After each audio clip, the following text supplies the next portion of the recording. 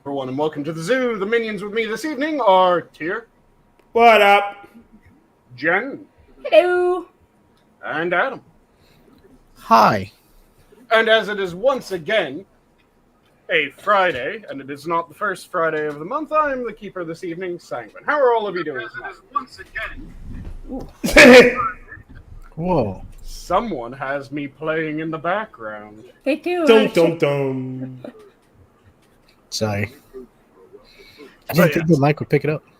Ah, there's the problem with my sonorous voice. It will. So how are all of you doing tonight? Good. Not too bad. Should take a break from Trump at some point, but it's just too interesting and fun right now. How about you, Adam? How are you doing tonight? No, I'm doing pretty good. Thanks for having me on. Always welcome to be on. I can't say I enjoy watching the world burn, and God, is it burning? Well, you know, I know the Dems are all spicy right now, but I'm like, do you guys know how close you were to like a whole group of people actually legitimately having their last snap? You know, it's like the kid who's bullied all the time, and you realize that you picked him in the wrong corner, and then he snaps. That they were about to touch that with like half the country, with the ones who actually know how to shoot. I said this when it happened on my show. It was a It could have been a Franz Ferdinand moment. It could have been the start of World War I, or Civil War II. You know, we were that close. Does Civil War II also get Electric Boogaloo, or is that going to be one of That's the Civil War III. Civil War III, just to break with tradition a little bit? Yes. Okay. It's also remarkable because I really don't know of anyone to have actually wished death upon Biden. Been afraid he was going to die, yes. Legitimately, there's a lot of people who have bets on how long he's going to last because he doesn't look healthy. I've heard people say that they think he's going to die, and we might be better off when he dies, but not saying he should die. No. It's been he's old. Everyone dies at some point. Kind of. We might end up better off after he goes, but it's not someone kill the man. I realized this just looking at everything that we've been through as a nation. There is a contingent on one side that are happy with destroying their enemies, whether physically or, financially. And then there's the other half that, who are silent and who are, the moment real shit pops off, it's going to be a fucking nightmare. Well, that's the thing, too, is this has been going on for a while. And I think at this point, if you're not looking at this kind of critically, I mean, I don't know what else to tell you. I mean, the tooth fairy is going to be visiting you tonight with a dime under your pillow. Like this is it's so blatant, And yes. I'm going to say one thing. Every side is capable of doing horrendous things. Yes, they can. Yes, I agree. But not every side is as likely to at any given time. So well, I'll put it like this, Sanguine. Look at which side has been whenever they haven't gotten their way, which side has destroyed more shit? That's what I was pointing to. That not only that, but it's not every side is as likely at any given moment, at different points in time, that which side is more likely will adjust as time goes. Fair enough. It's also any time that you see somewhere where, okay, I could see the right being a little bit bad. A lot of times it's something that a leftist has done. Now, I know I could be pointing at Destiny, but he's not the first one to put out information online that had people low-cowing him. I remember when the atheist of Amazing decided to put a banana up his bum, and you couldn't find a space where you didn't see that shit. Yeah, yes. he was. He fucked the banana. Yeah. Oh my god. And Or he the put that banana out pudding. there, but then Wait, he so he started. did the banana in the tailpipe joke? Oh Literally? yeah, yeah. Yes. And Sweet then Yeah, you know he what man. he did? was He raged online because people were making fun of him for it. he was catfished and then blackmailed, and then it came out. So it's one of those. Yeah, it sucks, but at the same time, dude, really, fucking really.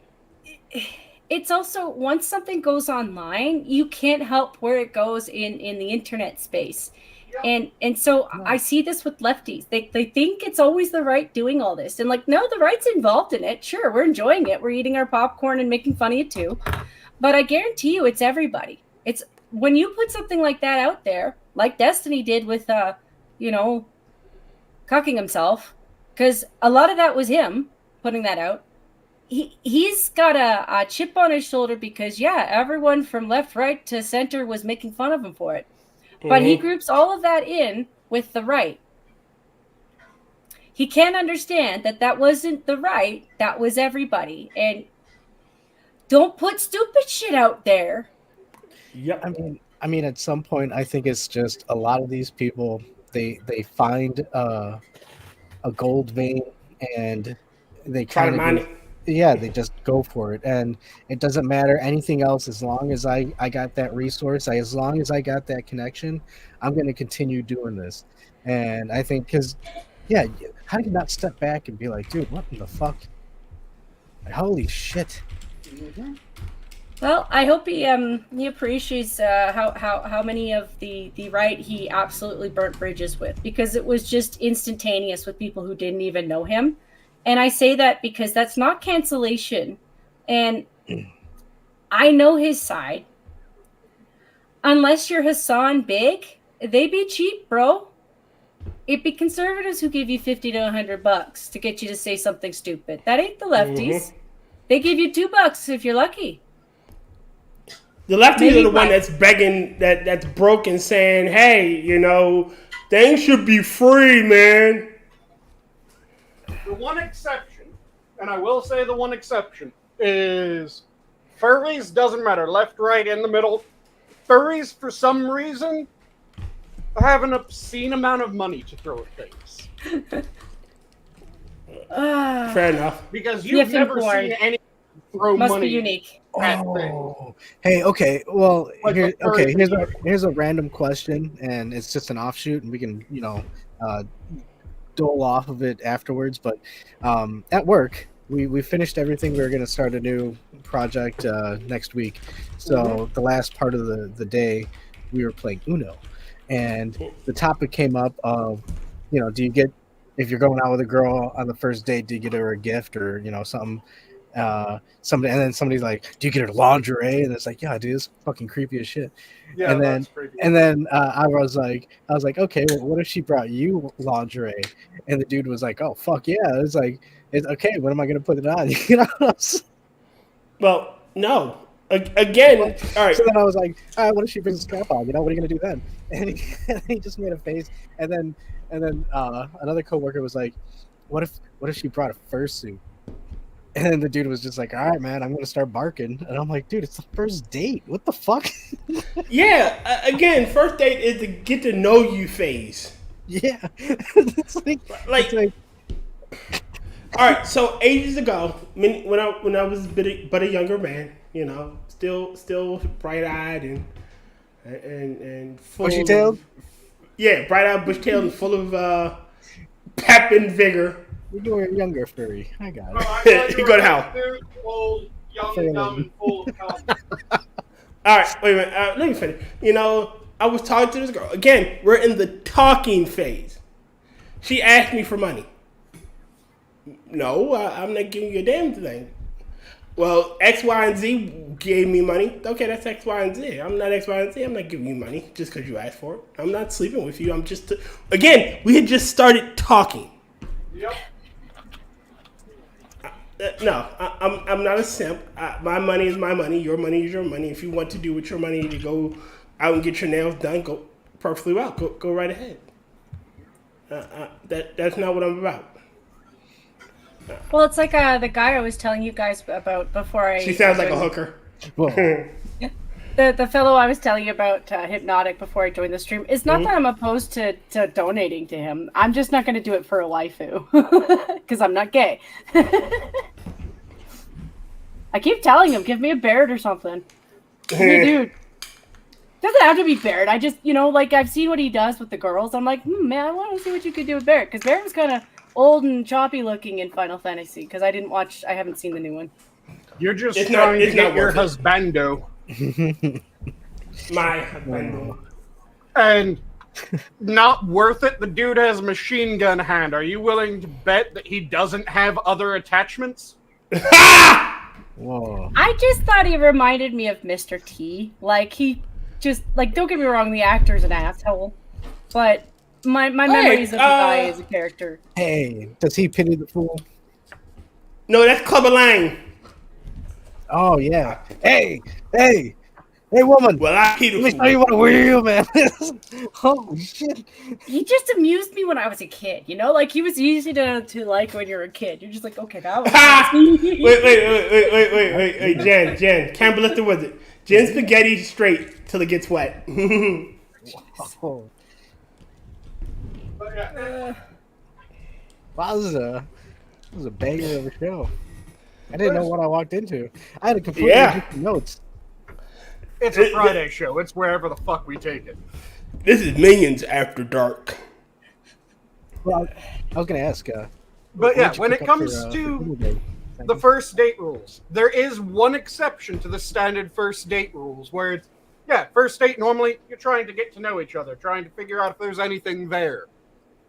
If it's been one of those slow burns where you've known each other for fucking ages, and you've had that tension, then you finally decide, okay, let's go on a date. First date rules do not apply to this is just trying to get to know each other anymore. Because that is someone that you already fucking know. Yeah. This is the, I'm trying to, do we mesh well? We worked as friends. Is it just lust or is it actually romantic feelings? Yeah. Yeah, that's when you can start doing the gift giving beyond, like, you want to show up to a first date with flowers or chocolate? Perfectly fine. You want to show up with something small like that? Yeah, no problem. Don't show up with jewelry. Don't show up with lingerie. No, dude, that's the best thing. You show up with jewelry, lingerie, and a mariachi band. Fucking straight up. Boom, boom, boom, boom, boom. Tequila. That's if you've known them for an age and you know that they would find that hilarious and you'll get your ending. Yeah, then it's Tequila. Again, using myself as the example. And mind you, I refer to them as Snowflake and Snow Bunny. So when I first met Snowflake was, we met in college. So we had been, we all hung out with a group of friends, and we had been hanging out as friends for like a shit long time. Mm-hmm. Like, I think we went through 2 semesters together where we're all hanging out around, just big ass group talking shit. And I invited her out, to a, and I'm not doing anything, want to go to a movie. And shit snowballed from there. And that's how she got the name Snowflake. We had been friends prior. So it wasn't a get to know you issue in it, because me and Snowflake fucked the second date. Yeah, like I said, there's differences between, is this someone that you saw at a coffee shop and you went, hey, you want to grab a drink someday? That's one sort of first date. But you've known each other for better part of 10 years. That's a very different first date. Don't forget the butt plug. God damn it, Cannibal. Because with that, like I said, very, very different first date. That's a first date where, yeah, you want to show up with something more than a box of chocolate and a couple flowers. Okay, that can make some sense. Tequila. But if you're doing that, that's a very different thing. You have to know what the fuck you're going into in order to know what's appropriate on a first date. Agreed. Because there are first dates where lingerie, sure. You met by fucking? Yeah, bring lingerie. Fuck, you already got your ending. But also, I would say it goes along with when you're doing a performance. You know, the best thing to do is to be able to read the room. So yeah, exactly. if you're known this person and you've had conversations, and somehow lingerie is kind of been brought up, yeah, that would be I think that would be a nice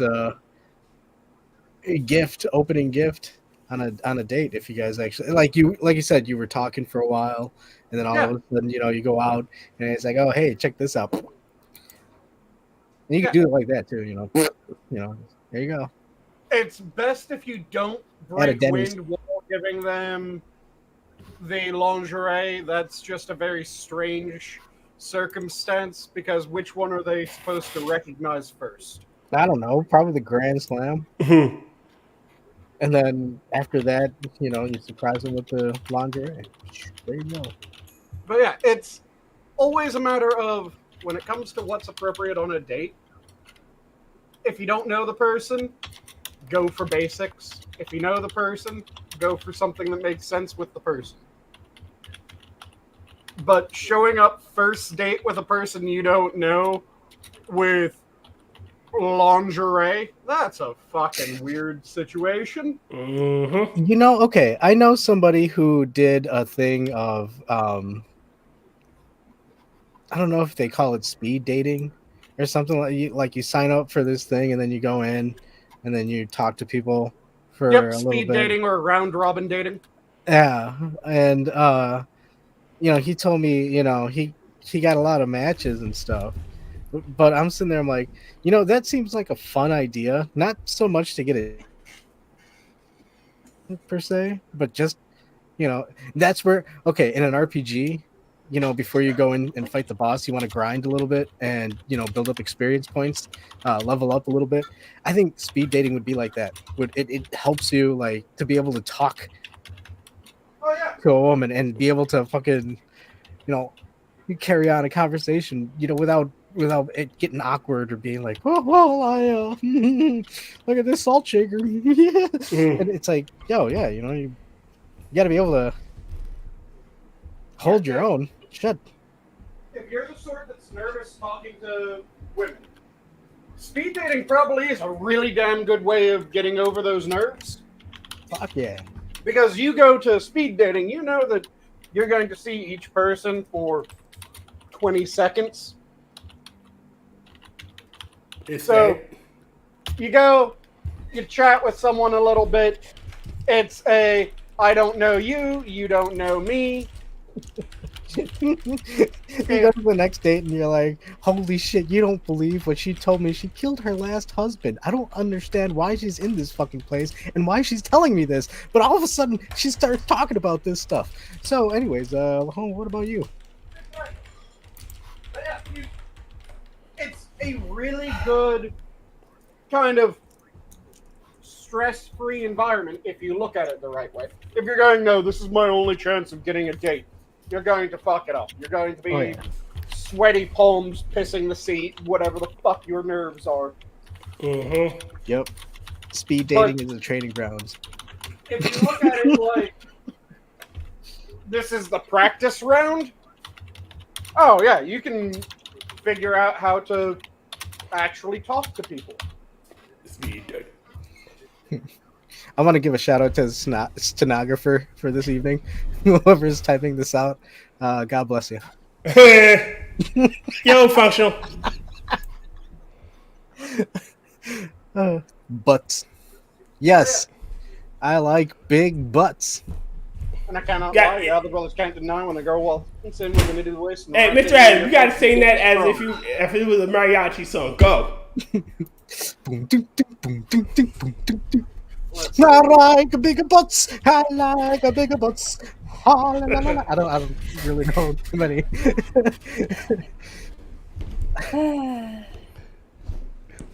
Jen, you don't like big butts? Well, hold on. The last time I sang on a stream, the next stream I tried to do, a fucking tornado went through. So I don't think it's. Listen here, big butts when that came out and big butts nowadays are two different species. You're right. You're fucking right. Whoa, yeah.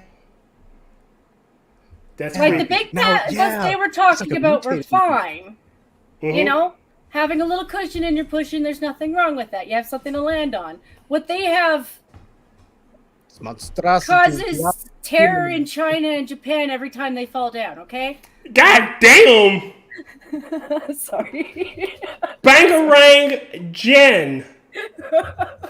Hold on. Are you saying the BBWs are the next kaiju? They're tired of the tsunamis and the earthquakes, okay? Boom, boom, boom, boom, if it's 1,000 butts have fallen on the earth. 20,000 high. Here come the big butts. I said this and you say it's a new thing now, but I remember it's a long tradition of the nearly anorexic black man with a woman that has to test whether a vehicle's suspension can hold. God damn it, Sanguine! God, Sanguine, I'm look. Just because I'm genetically predisposed to liking large things, do not mean. Why am I lying? Reinforce the floors, take the legs off the bed, just have it on the ground. Yeah. Because you don't want that shit breaking. Yeah. Look deep inside, you know it'd be true. Well, you know, Tyr, that's why in the occulte they have you guys. Or wait a second, am I thinking of Black Panther? The one where they have you guys drinking milk from a rhino. Oh my goodness! What the fuck? What the fuck? You're drinking milk from a rhino. Got their power from like a fruit. A heart-shaped herb. Yeah. Yeah, Black Panther had the. You know, I don't think they understand black people very well when they say stuff like that, Tyr. Because the first thing I got into a conversation with a black man was how insane white people are for dangerous animals. You know. How in Africa their last instinct is to become friends with the lion, but the white people are like, oh look, they're beautiful, cute kitties. Where did the rhinoceros milk come from? All right, so the border tribe they use rhinoceri for everything. Yeah, okay, well, I mean, now if you were talking about like the meat and the muscle and the bone and shit, I'd be like beige, but they were talking about the milk. Because anytime someone starts writing Afrofuturism, almost invariably it comes down to, okay, so what's their future technology? They chuck spears. Yeah. Sorry, when they said that, I just... What the fuck is wrong with you? Every single time it is... Yeah, they chuck spears, they deal with indigenous African animals, and they wear various animal pelts.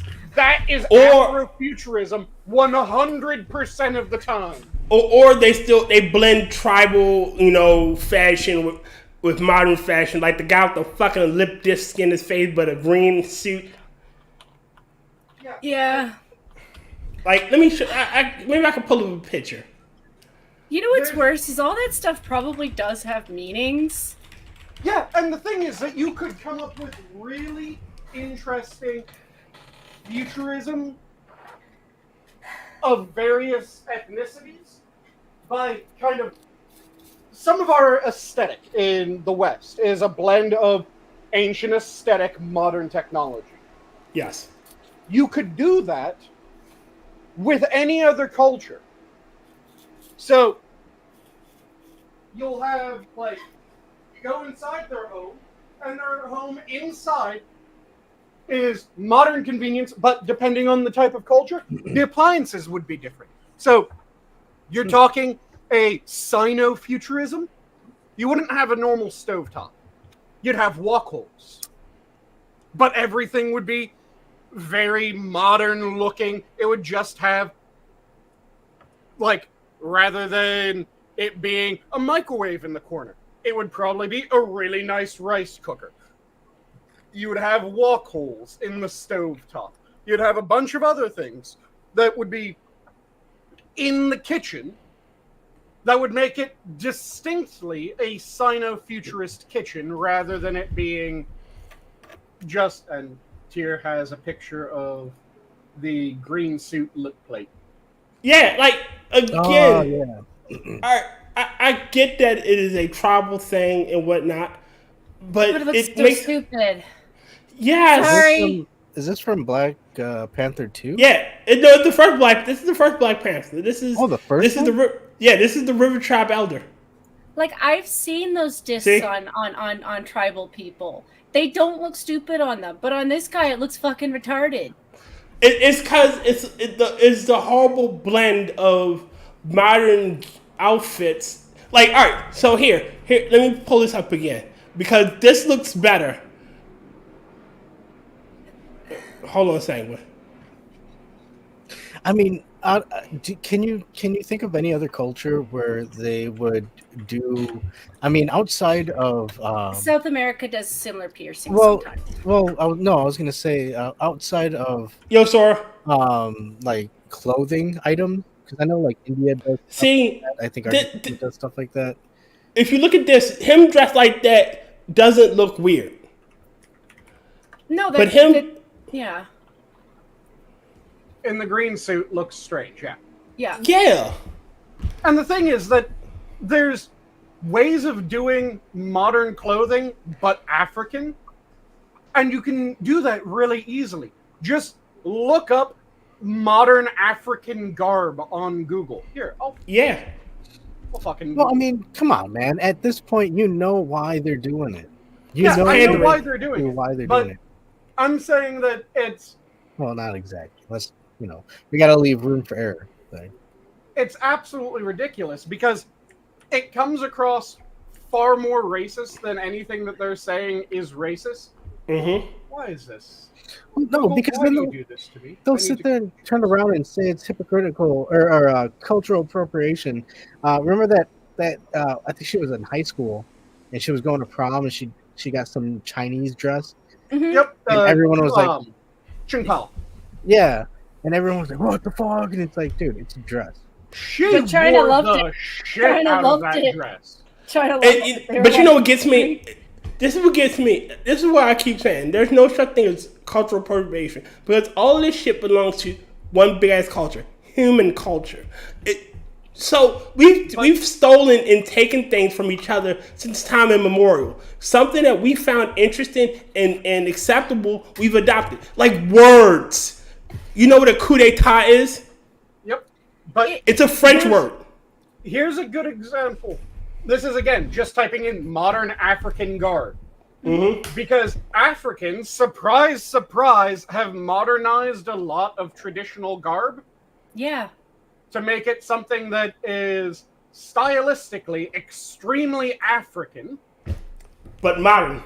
But it's something that they could wear to a event outside of Africa or in Africa. Doesn't matter where the fuck they're going. It looks like, oh yeah, you're wearing very nicely made clothing that has this unique flair. And you can do this with any fucking culture. And cultures do this constantly. There's Celtic clothing that is just modernized ancient Celtic design. But rather than doing a lot of this, they end up going, okay, we'll just stick them in a suit. Why would it just be sticking them in a normal suit? Look at something that is traditional African garb, go, okay, so if this is a society that is not dealing with European society that had its own tradition when it came to how it ended up with its garb developing, but was African garb in isolation, how would African garb in isolation develop? And you go with that as your Afrofuturism, then realize that fucking everyone would go, range is better than melee. Yes. You should always have a melee option, but range is better than melee. And if you're going to have it be, no, they're going to go melee as their primary means of warfare, okay, then you have to have it where there's an explanation in lore why. Sanguine, have you ever seen the original Stargate series? Yep. Don't you know the staff weapon that Tilk used? Yep. It doubled as a melee weapon, but it was a long range like blaster. There you go. They could have that. Yep. So I can also answer part of it too. And I'm going to say this, and I know it sounds a little bit blanket to point fingers at Hollywood, but they've been doing this across the seas for everyone for years, in where they will pick up a project, and bare minimum, they will hire people on the project who maybe might know a little bit about the topic, but not really. And then they run with it like it's the truth. And you can see more obvious quarters because, oh, Lord forbid they do something with natives in it. Because, yes, they hire natives, but then they ignore what they tell them to do in the first place. Fuck. Look at what they're doing with Assassin's Creed Shadows. Mm-hmm. All right, so one that was. I'm not saying this to be like they're racist. I'm saying this to be like they be lazy and retarded. Based on a fan fiction of the samurai by a black man who decided to self-insert. There would be no way in hell that Imperial Japan, as xenophobic as it was, would let him wield a blade. There would be no fucking way. And I'm not. It's not me denigrating like the Japanese. It's their culture. But there would be no fucking way that samurai of the town would let an outsider who looks like a fucking demon touch a sword. When they wouldn't let their own peasants touch swords. Yeah, that's and they're catching flack for that. But I could still see him getting a weird mix of respect for being different, but it's never going to be. No. Let me just finish. I'm not saying it like the kind of respect like he was worshipped. I mean the kind of respect like you're really weird. I don't know what the fuck you are, but he could take on 10 men. I don't doubt that he could. Like Japanese are. I doubt it. Let me tell you why I doubt it. I'll tell you why I doubt it. Because he was a fucking slave. There'd be no even if Oda, used him as like a footstool. There'd be no fucking way he could take on 10 samurai by himself. I don't think it was samurai. I think it was just other people working for, like, I don't think everybody that's going to be in that household is going to be a samurai. They were probably servants. Well, okay. Right now in Japan, they're actually the government's getting involved with this. Yeah, that's how pissed they are. Yeah. Well, it's much. It's not even a question at this point. It's we're looking at it blatantly as, no, yeah, this is people are pushing particular ideology. You almost have. And that's where we're at right now. Because again, right now they just even brought out that gay relationships are going to be brought into it. So it's how I think that's the dropping of the straw.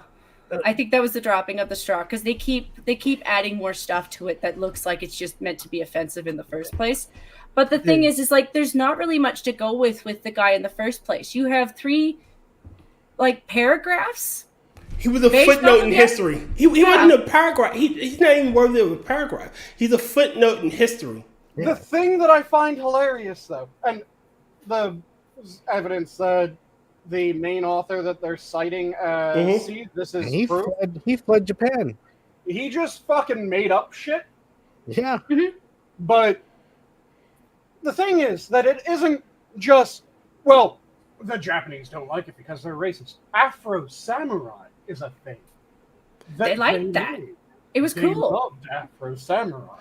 It was cool. But you gotta remember, Afro Samurai isn't based on a historical figure. No. It's based on an idolized a Japanese centric world where you use a weapon and you become like God essentially.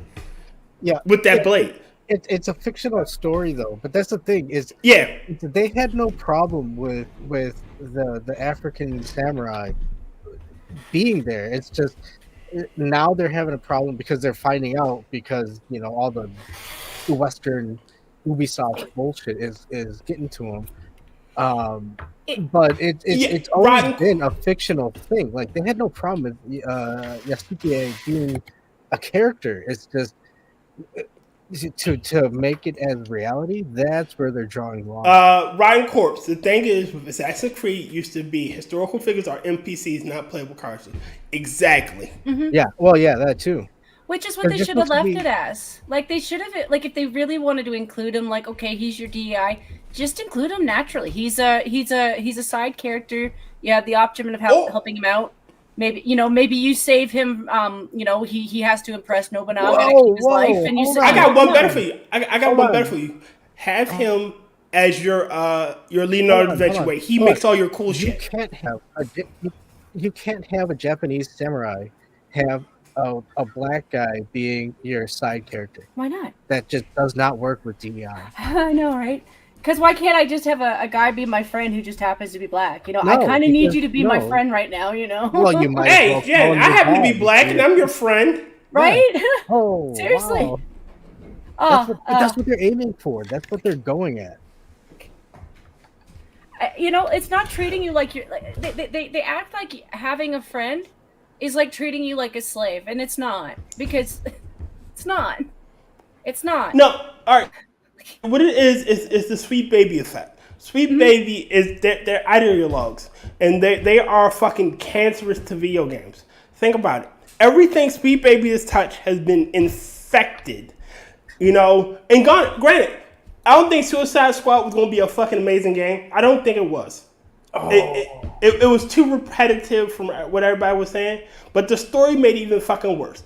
The way they handled Batman, Superman, The Flash, but they treated the shit out of fucking Wonder Woman. They made Harley Quinn the leader type character. When in the hell would Harley Quinn's always been a fucking sidekick? Do you see Mrs. Freeze? Yeah, I've seen Ma'am Freeze, but Harley Quinn has always been a sidekick. Even in her own fucking comic, she was always the sidekick. She was either the sidekick to the Birds of Prey, or she was the sidekick to fucking Poison Ivy.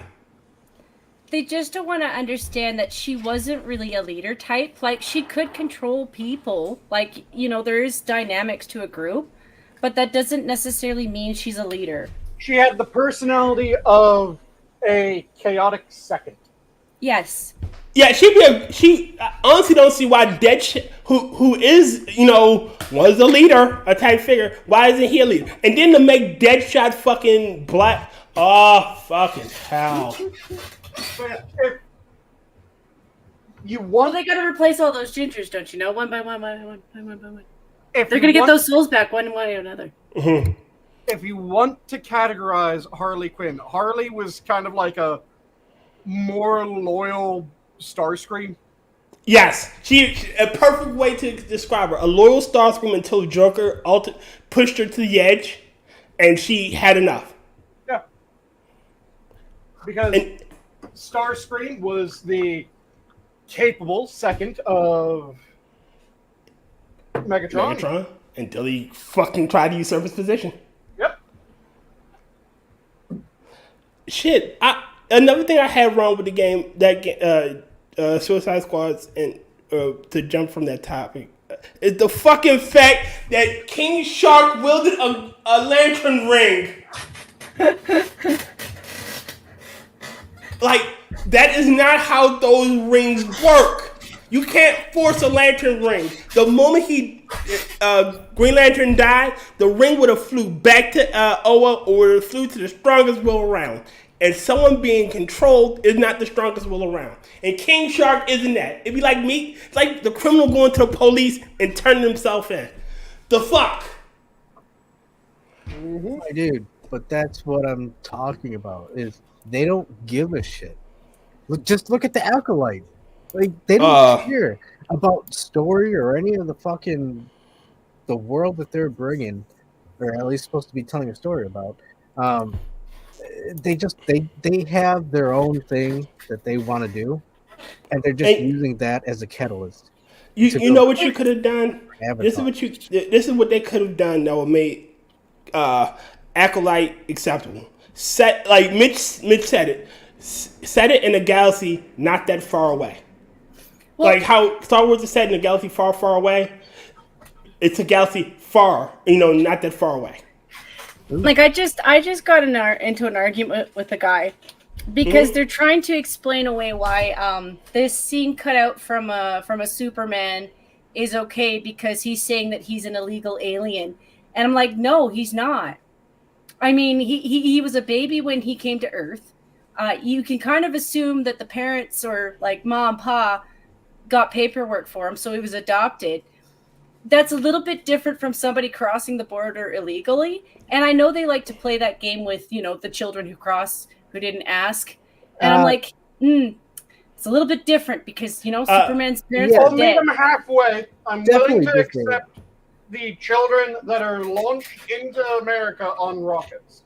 Well, that's what I mean. Like it's like mom and pop Clark just found a baby, so that'd be like a nursing home or like a not nursing home, a place where nuns reside, an orphanage, monastery, nunnery, rather, convent. Nunnery, yes, where all of a sudden there's a baby at the doorstep, and it's like, oh my goodness, it's like they didn't rob this child, they didn't sack an orphanage, they holy shit, there's a baby, let's take care of it, like this.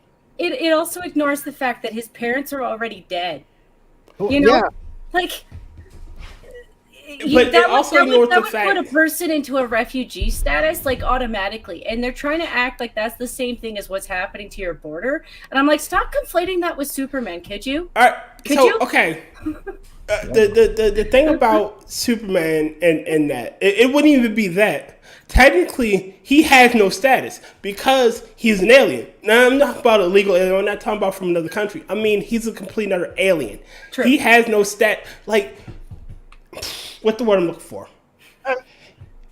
The thing that drives me crazy about that is everyone always gets the part of Superman that is the most important wrong. 100% of the time, it seems, in modern time, they get it wrong. Because Superman, the thing that makes Superman Superman is not being an alien. It isn't. That has nothing to do with what makes Superman Superman. The thing that makes Superman Superman is 100% he's a good farm boy raised by mom and pa cat. He's a Boy Scout. That's what makes Superman Superman. Yeah, that he's the Blue Boy Scout. That he's someone that you could strip away every power that Superman has. And if you pop him into a scenario where he'd still be a fucking hero. Someone was in danger, that big blue idiot would go running headlong into danger. Even if it killed them.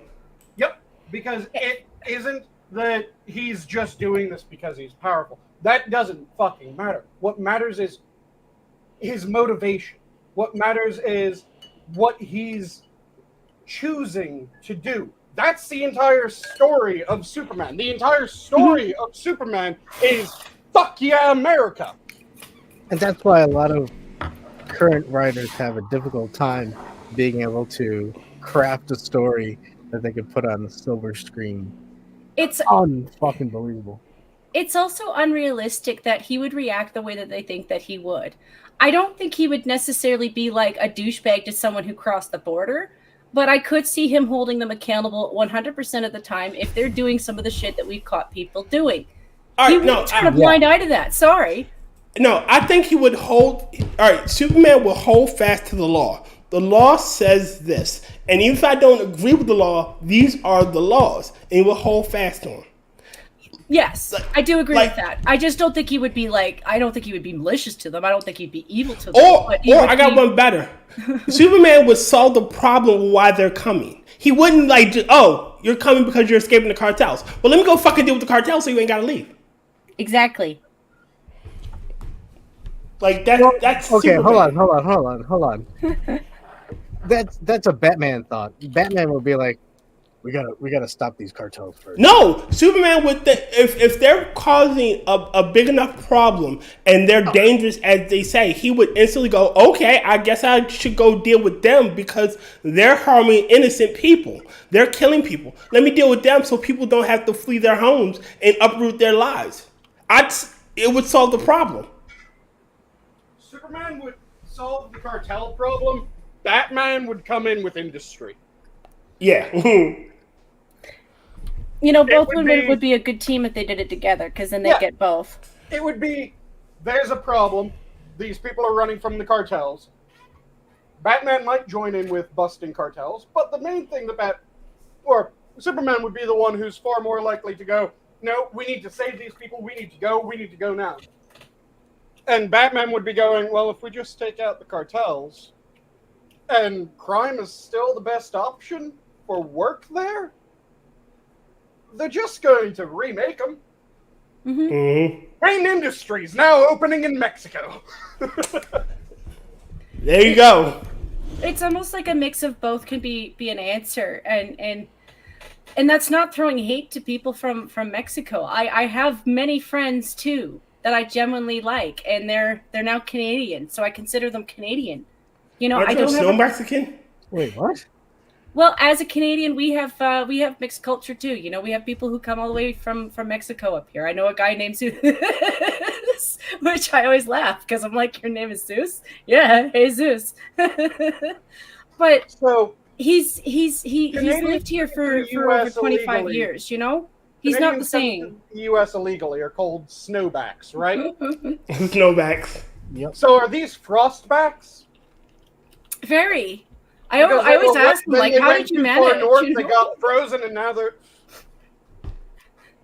If a Chinese person crosses through Canada, are they snowbacks? No. Or are they Himalayan backs? They are stay long enough to see if they can make investments, and if not, they go back to the U.S. But Goddamn snow Mexicans. But the thing is, though, like, I don't have a problem with people from other countries coming here wanting to become a part of my country. It's just you really have to be authentic about it. Really, actually, because it would be the same if I were to move to your country. You know, I'm going to be more obvious because of who I am. But if I'm not putting effort into being a part of your country, then yeah, you have every right to hate me and kick me out. It's not even that I hate you. If you're not if you're not honestly contributing to the overall betterment of my homeland, then why the fuck are you here? Mm-hmm. What are you Like- getting out of it? Yeah, what am I getting out of it? You're just taking. I am entirely in the Teddy Roosevelt camp when it comes to immigration. I've read it before. Oh, Do yeah, it's any like, of you you know- guys remember what Teddy Roosevelt said? If not, I'll quickly pull it up. Repeat Walk it soft anyway. and carry a big stick. Repeat it The anyway hyphenated because Teddy American? was pretty clever. I didn't hate him. He wasn't. I don't have a favorite president. You know, I don't know enough. I about him do, enough. and that's Theodore Roosevelt. I didn't, Well, there I you didn't say hate. I said the hyphenated American. Yes, it's the hyphenated Americans. What it's from. Yes. He probably has the most stories I thought were charming. I'll give him credit. Yeah, Teddy Roosevelt was fucking awesome. Yes, he was. So, Teddy Roosevelt at one point was involved in an ongoing debate in American culture that was known as hyphenated Americanism. And Teddy ranted and railed against hyphenated Americanism.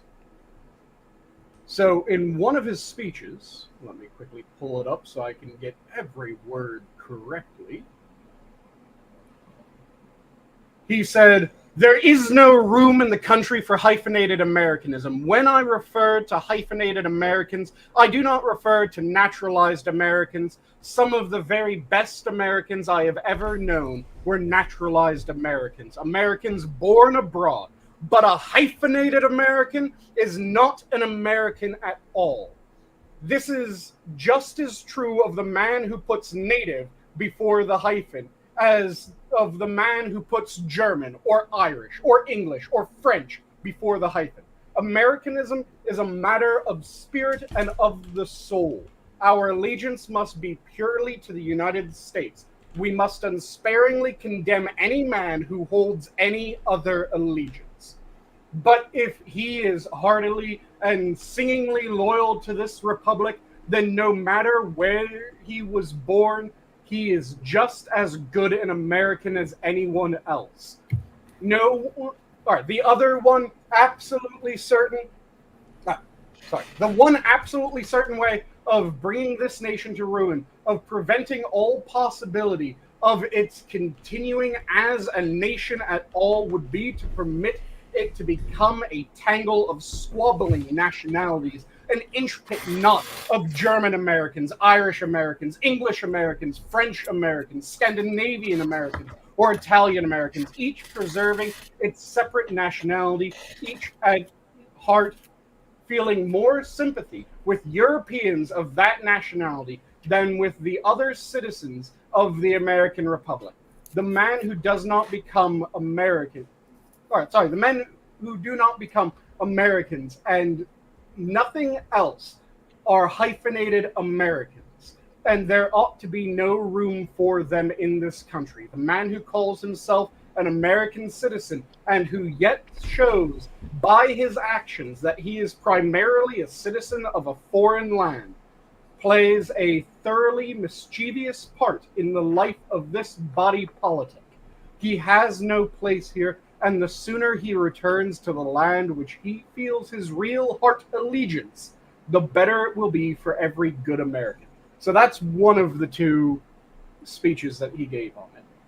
There's another one, which is also amazing, and I'll read.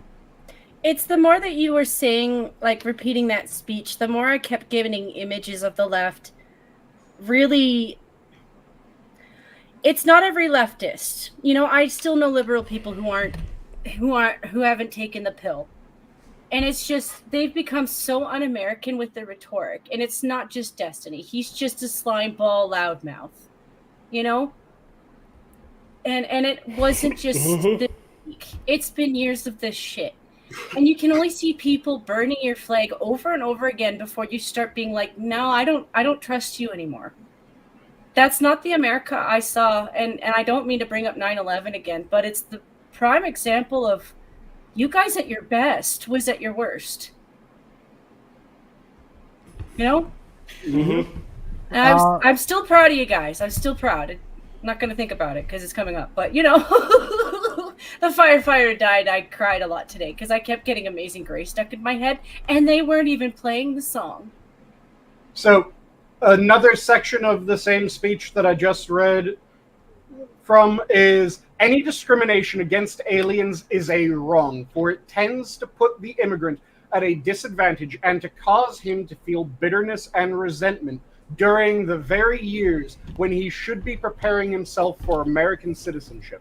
If an immigrant is not fit to become a citizen, he should not be allowed to come here. If he is fit, he should be given all the right to earn his own livelihood and to better himself and any man can have.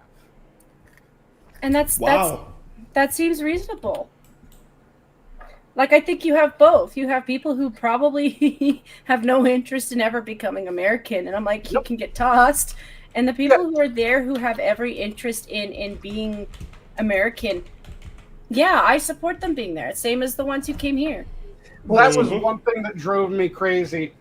I know, too, you are in the rough area where you probably saw this as well. Do you remember the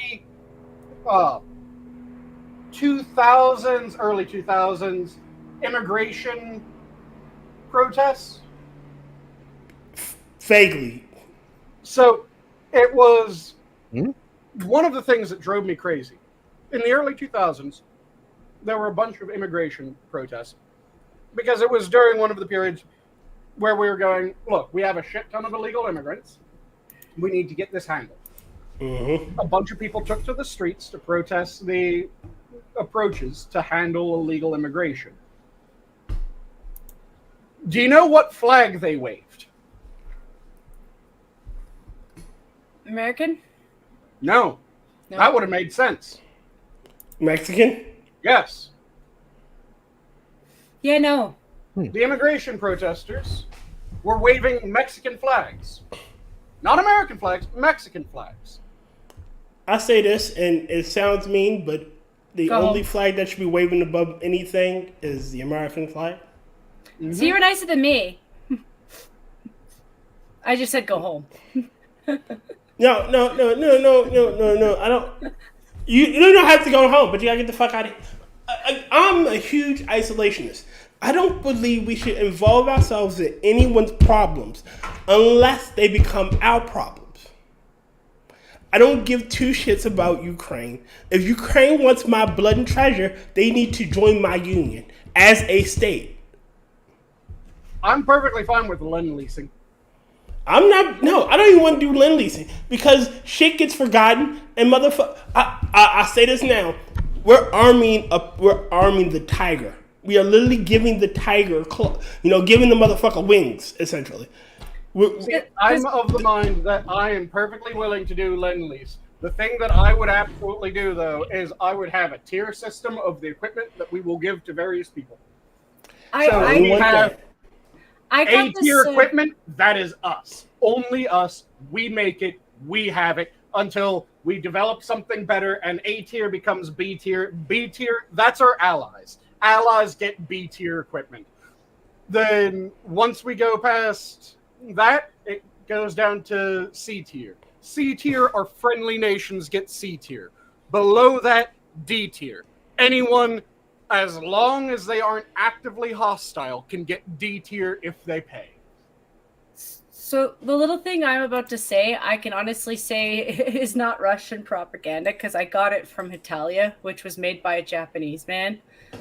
But he references characters as countries. So when he was pointing out the relationship with Russia and Ukraine, part of the stress between the two is because she actually owes him a debt.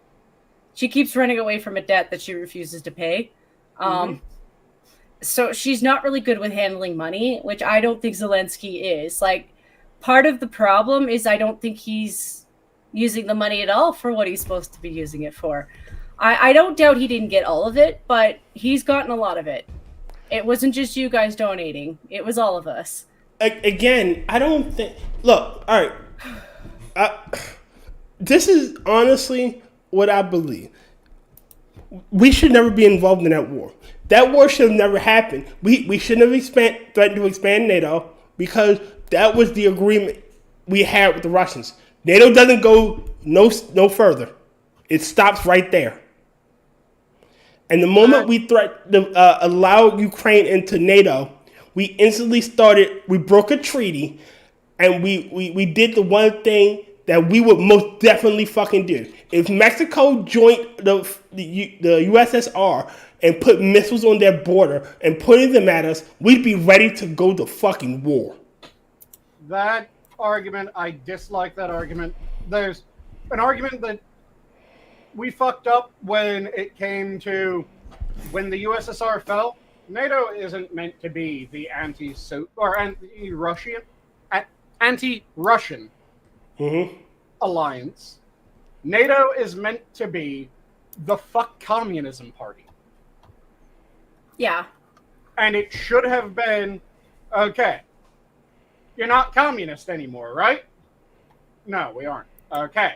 Do you hate communists? Yeah, we kind of hate communists. Do you want to come on in. The Communist Party? That's an argument that I'm willing to acknowledge. We promise this.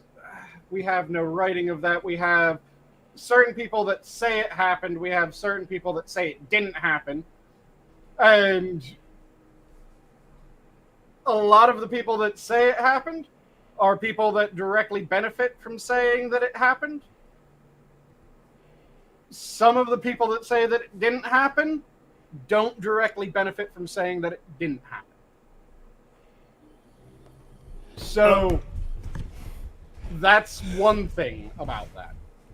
That always... I err on the side of, if this was me, how would I want? I know I'd be all up in arms if, like I said, if Mexico joined an alliance that was totally against me and they put missiles on my borders. I'd be ready to fight. And I have to think of it just like that. I'd be ready to fucking fight. So I can understand Putin's position. You know, again, if they do join NATO, it is a hop, skip, and a jump, and they are literally surrounded. Well, not surrounded, China, but they have one recourse. And Rotten, yeah, there's a few things that make that questionable. So there's, like I said, some parties that say that we did, some parties that say that we didn't. And pretty much every party that says that we did, they directly benefit from saying that we did, which makes it slightly suspect. But then in addition, there was also the agreement that Russia wouldn't try to expand its borders, which it then immediately started to expand its borders. Which, by that note, even if there was the agreement that they nullified it, we wouldn't extend NATO membership, they nullified it by expanding their borders, which was a point that was agreed upon in the instances where there was that agreement. Again, there's a lot of debate whether that agreement actually happened, but then there's the bits that we know absolutely did happen, which was when Ukraine gave up its nuclear arsenal, which was the Soviet nuclear arsenal that was left in Ukraine when the USSR fell. There was an agreement that if Ukraine was attacked by anyone, that both parties would jump in its defense. Ukraine has been invaded. So if there was we wouldn't expand NATO, that part was nullified by Russian expansion. If there was not that part, there was still the agreement that if Ukraine was attacked, that both parties were meant to jump to its defense. In this case, one of the signatories of that agreement was the party that was attacking, meaning they wouldn't be jumping to the defense, which puts our guarantee still in play. Now, I'm perfectly fine with we'll lend-lease the ever-living shit out of them, and I think that's the right way to go about it. I'm perfectly fine with the lend-lease. Lend-lease is one of my favorite goddamn policies that we've ever made in U.S. history, because it's amazing, it's insane, it is beautiful.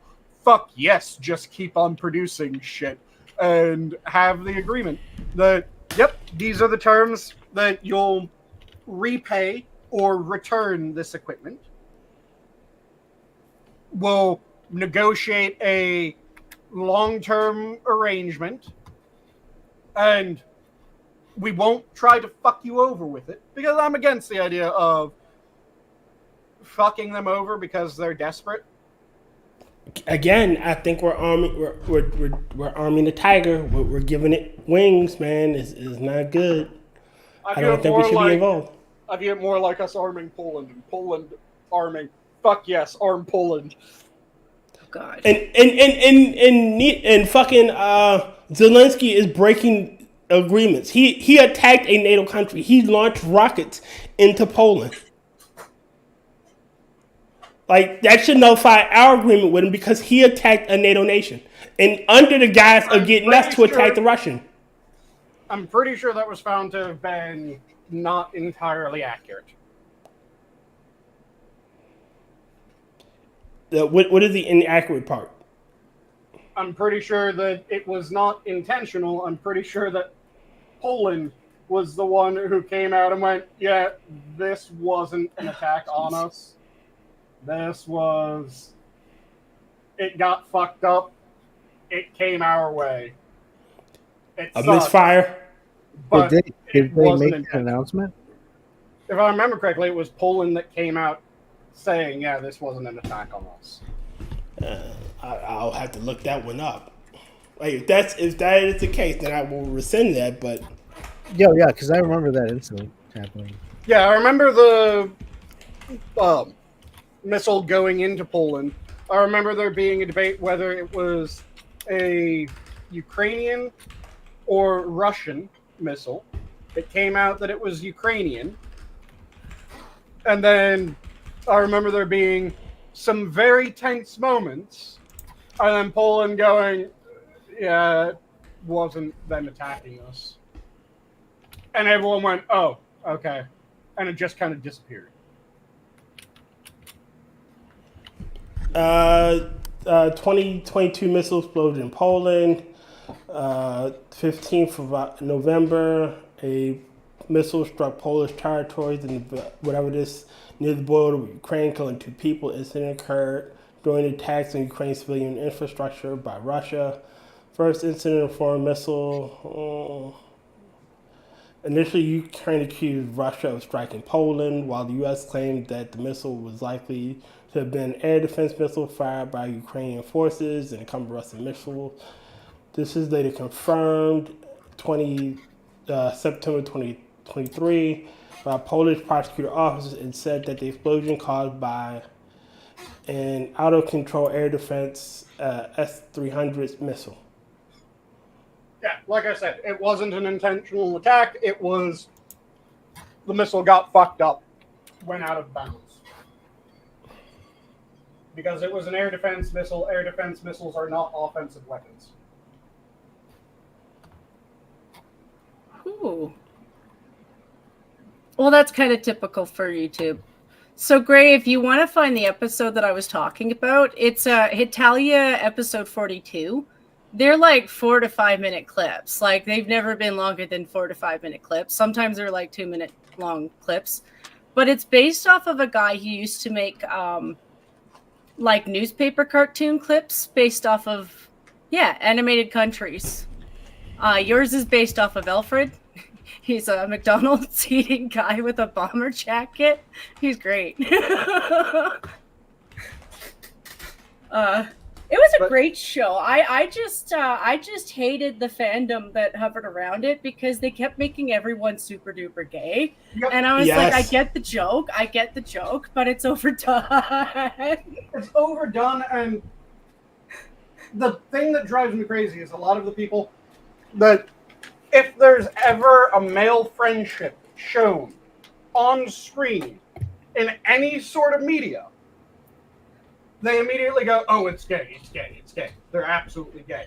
But then they're also the ones going, well, men don't like to show their emotions, and they don't show when they're friends with each other. Yeah, because every time that someone is friendly with each other, you immediately go, they're gay. And turns out, straight people don't like being immediately called gay because they're dicking around with their friends. Let me put it to you this way, Sanguine. The fandom for Hitalia are so daft that they insist that England and France are in a secret homo relationship because of the amount of times they pound each other's vital organs. Oh, God.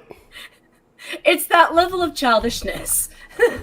Yep. Like, clearly they don't understand the relationship between the English and the fucking French. They're like, it's like, love it, you know, they like to bang each other. I'm like, no, they really don't. No.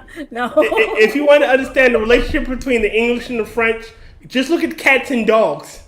Oh, they can be friends on occasions, but in the wild, they're not friends. Mm-hmm. It was even, it was the Russian characters that got to me because they insisted that Belarus and Ukraine secretly had the hots for their older, not older because Russia isn't older, but he's bigger.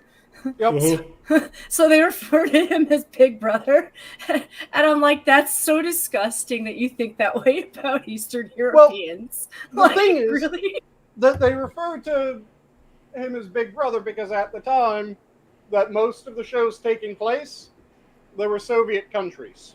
Yes, and also So- Russia's huge. Like, it's meant to represent landmass. Yeah, but it wasn't just that it was Russia is the largest landmass. It was throughout most of the show, it's referring to time periods when they were part of the Soviet Union. And during the Soviet Union, yeah, Russia was the one in charge of fucking everyone in that sector. So, them referring to him as Big Brother and looking to him for instructions, that's kind of how the Soviet Union worked. Yeah. Yeah. Turns out in the Soviet Union, some nations are more equal. Mm-hmm. And by some nations, Russia is more equal.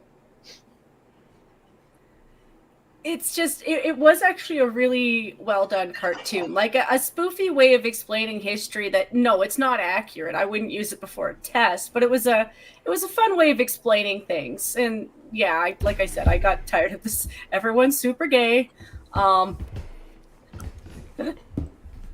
Clearly, these people don't understand males and how our friendships work. Yep. Me and Della. I like Della. But Della and I ride each other's backs like a goddamn motorcycle. Like, So that's what you're calling it nowadays. go to hell. Are you sure that was the proper phrasing when you were trying to say that it isn't just latent homoeroticism? No homo then, damn it. Shit. That you're riding each other's backs? Go to hell. You know what I mean. Don't play dumb. Not playing dumb, I'm just pointing out you chose words poorly. Yeah, But, dude. Go to hell, both of you. It's also, The I only really, way you could have been worse is if you went, we're up each other's asses so often. Dude, It's like giving me a colonoscopy. okay. it's like with France. I realized right away that the girls didn't understand how France actually worked as a character. Like, yes, he does come across as being effeminate, but make no mistakes, that guy is but the he's snake trying to French. get into your girl's pants. He is the guy who's absolutely happy to take your girl. Well, again, all right. So you got to remember two different things. Cultural norms kind of differ between countries. Yeah. Right. That's You know, why so. Europeans a thing. Yes. But you got you got the what's the word I'm looking for? I'm not sure because you didn't give us enough of a sentence. All right, so you got the effeminate male who is the in some countries that's a sex symbol. Oh, the You know? metrosexual.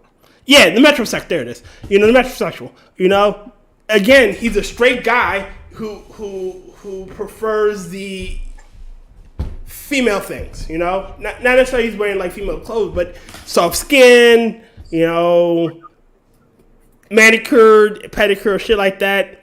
Who takes care of himself. He doesn't smell like a barnyard. A good chunk of the time they do wear their sister's pants. You know, but you know what I mean. That's the cultural thing. Where here, you know, we kind of have the macho, rugged man. Well, most up until recently, you know, the rugged man who wore the blue jeans and talked shit. You know. Yeah. The style that is often incorrectly referred to as machismo. Mm-hmm. You know, who spit, scratches balls, and burped. You know, who and again, that's our cultural norm up until recently. Mm-hmm. And even with the females, you know, you had thin chicks were the thing. Like every guy wanted a thin girl. You know, up until recently. Mm-hmm. Sorry, I have to keep prefacing, adding that last And bit. you keep on saying up until recently. But again, everyone knows that it is an old stereotype. The toothpick-thin black guy trying to harpoon his Moby Dick.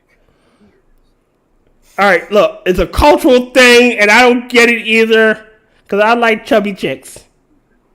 But Just a fuck ton of Captain Ahabs, a lot of them. Fuck you! I wouldn't say that was all the time though, Sanguine. Like I know that Not all was a the thing. time. I'm saying it's a stereotype that has I know. a long tradition to it. All right, so there is always a kernel of truth in the reason why stereotypes exist. There is a kernel of truth, and I will open them into that one. I like fat girls. I don't judge. I do know that there's a mix in the black community. I just go by when you go by pictures of the past. Like I said, you can't go by pictures of the past because their fatties and our fatties are two different things. Yeah, the fatties back then, yeah. Nowadays you got whales, literally. It is a bit different, and I don't judge. Like, I mean, there was a point where I thought, no, we've been wrong. Like, there is something down the middle that was missed for a really long time. Like, my weight loss is really more to do with like areas of my body now. Like, I'm no longer like the fat chick, so I'm just working on my belly fat because that one is the one that I was concerned about in the first place. And that's just a pain in the ass because there's only so many exercises you can do. Don't kill your back. Huh. Why waste? You're chunky. Mm-hmm. Ain't nothing wrong with that. And I'm not. So Jen, how you doing? I'm doing much better now. I used to be the big girl, and I'm not saying that to pat myself on the back. I'm saying that as somebody who remembers how I feel, and I do feel better now, like physically. Like mentally, physically, yeah. Like I'm still working on the mental stuff because you can't fix the fat without the mental stuff. Mm-hmm. It makes it much harder. But you know what gets me? It is those that try to force it. But it's those that try to force shit on people with, oh, you know, you gotta accept me the way I am. Well, no, I ain't gotta accept you the way you are. it's the reality of it. Like if I could accept my brother for all his flaws and know that it didn't cause him harm, like he just stood up like an hour before the show, and he thinks I didn't hear the clicks, but I heard 2 clicks, and I wasn't sure if it was his knee or his back. And I admit I laughed a little bit because I get those. I do those, and it's a hit and miss on whether or not they really hurt. And then I heard him in pain, and I was just like, I wish that he could be the size he was without it coming with any problems. I wouldn't give a shit. It's not the visual. It's the reality is he's not in his 20s anymore. He can't just run around and live with that body, and it actually fucking hurts him, and it fucks with his head. And I don't like to refer to him as anything anymore because it's not his fault. And nobody wants to see somebody they care about in pain. No. Nope. I tell him all the time, I wish I had the ability to take that part away and let you just go do your thing. Like, whatever size you want to be. If you want to be Kingpin, but Kingpin doesn't exist. I'm sorry. Well, you say that, but BDSM exists, Adam. So some people do want to see the person that they love in pain. Just very specific sorts of pain. Yes, there are those people. Again, I go back to I leave a margin of error. Margarine, the opposite butter. A margarine. A lot of trans fat in that one. Yeah, but it's enough to push the percentage mark over and give you a little leeway. Mm-hmm. I'm also not crying on his behalf. Like we both know. We both know that this is just stuff that happened, but like, yeah, you're not wrong. Seeing him in pain, it's frustrating. It's like, Yeah, I don't like that. I wish that didn't happen. I get it.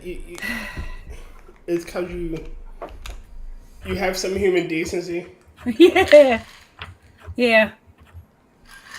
You mean you don't cheer if someone fails an assassination? Or you don't cheer that someone tried to do an assassination attempt? I've said and you don't all week. begrudge them for failing? I actually even said before this week that I never once want someone to actually shoot my prime minister. I would be happy if they just left duck feet on his lawn, because that would be petty and funny. All right, this again. Jokes are fine. Yeah, actually, that's a good question. What's all your takes on that? Because I've been seeing that growing, and for me, obviously, I put my tinfoil hat on, and obviously, it's a means to divide the people into a battle to disrupt the observation of what's actually going on. No, but I want to see. There's people who are saying that the cancel culture that's happening with people saying, "Hey, this Home Depot lady, she said I wish they didn't miss," and then she got fired from Home Depot. And then Kyle Glass said, "Oh, please don't miss next time." And then now all of a sudden, all of their shows are canceled. Mr. Adam, it is the Bud Light effect. That's what I'm saying. I'm like, I don't. When Bud Light happened, it put the fear of God in companies, because Bud Light went from being the king of beers to a peasant of beers. Like it is. No one touches Bud Light. Like there were whole games of sports games where you see the line for every other beer, and then the Bud Light line is fucking empty. The regular people don't give a shit about that. Yeah, but it still put the fear of God in certain companies. No, and they don't want that type of backlash. That's what I mean. Like the regular people don't give a shit about it, and they'll not purchase the beer because they don't want to fucking deal with that. And it's one of those things where it's like, I'll give you my opinion on the freedom of speech thing.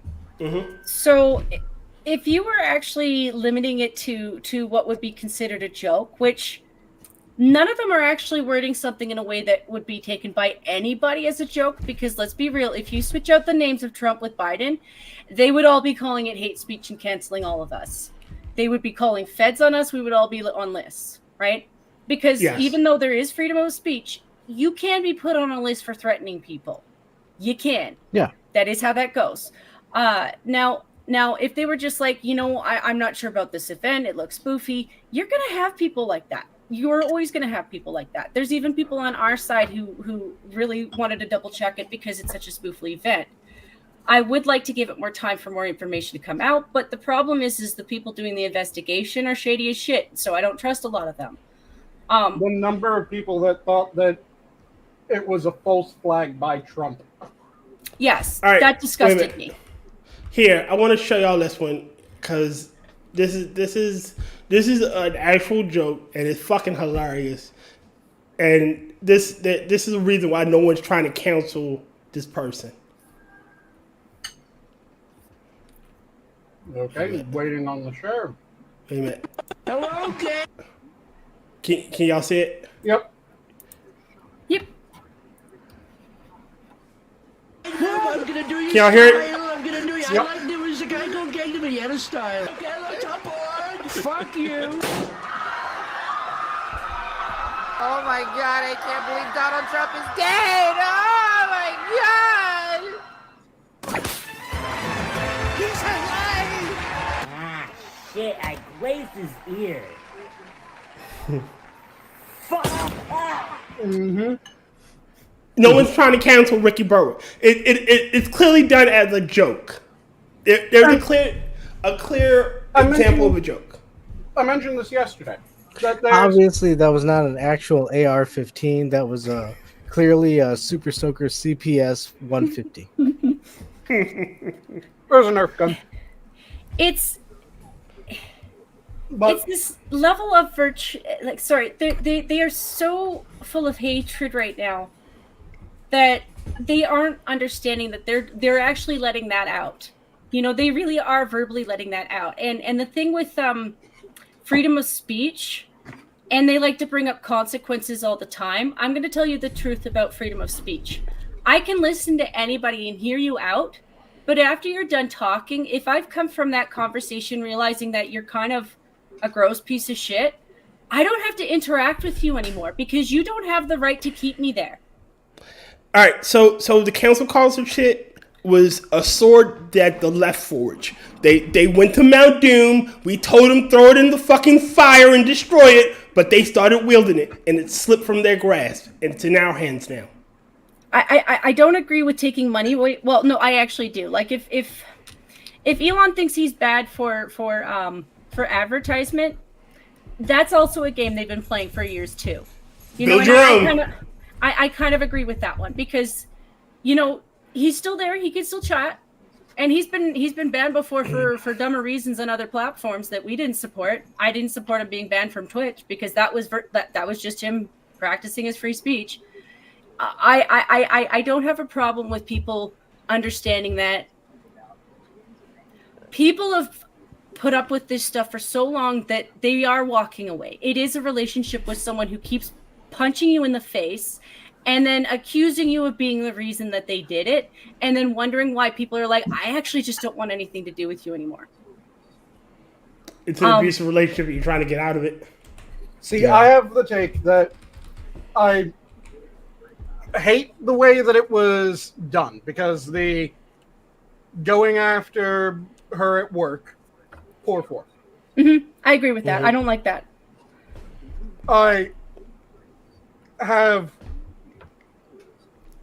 absolutely no problem with going, you really fucking said this? You're a disgusting piece of shit. That part doesn't bother me.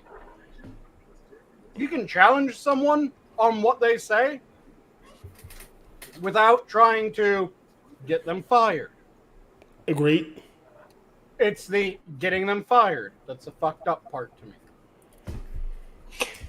And that's where the weird dichotomy comes in, where it's like, you take, for instance, the Home Depot lady. It's like, you know, people posted, hey, Home Depot, do you really want to employ this lady who's like, yeah, I wish, you know, they next time he doesn't miss. And Home Depot on themselves say, hey, yeah, we don't want to employ somebody because it's kind of a bad look at this time. You know, that's entirely different than people going and looking up and saying, hey, you said I like farts in my face, you should be fired from this job. And the job's like, yeah, hey, we don't support people getting farts in their face, well, let's get rid of this guy. All of a sudden, that I think there's a start to yes, I didn't say it as eloquently as there is you can find out there. I think Tim Pool put it out there a lot better than I did, even though it's also I have a different position, Sanguine, when it comes to certain positions, and that's because I do think that the people talking like that are actually willing to influence other people around them. Yeah.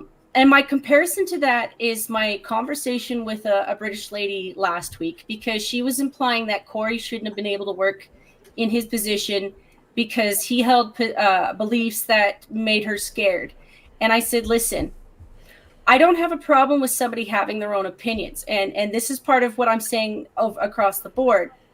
He was in a position of a job where he wasn't bringing that to work. You know, as a fireman, he would have saved you just as much as any other person on a different political field. What I've seen from your side, which is the teachers, and we had a doctor get hounded down up here for posting stuff like this because she's a teacher of medical science. I don't want people who are influenced like that teaching kids. Not because I don't think they have a right to their speech. They do. But you are actually hyping up kids to think that political violence is okay.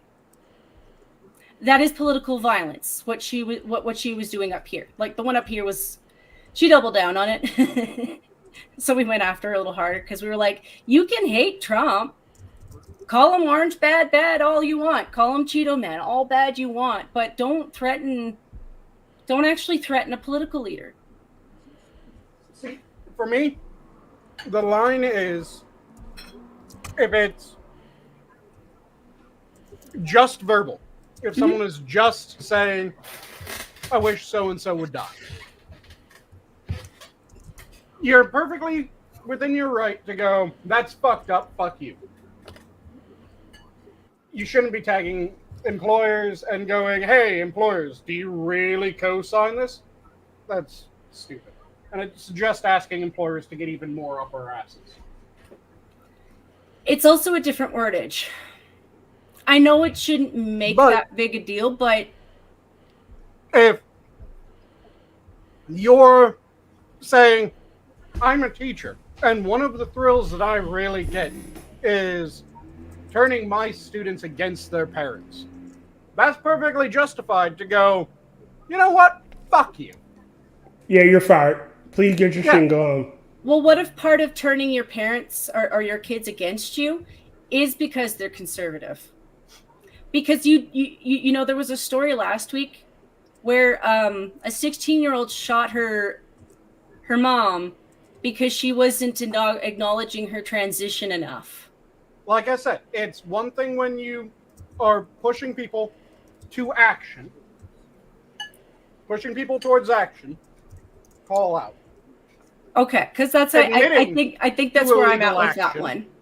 Admitting to illegal action, call out.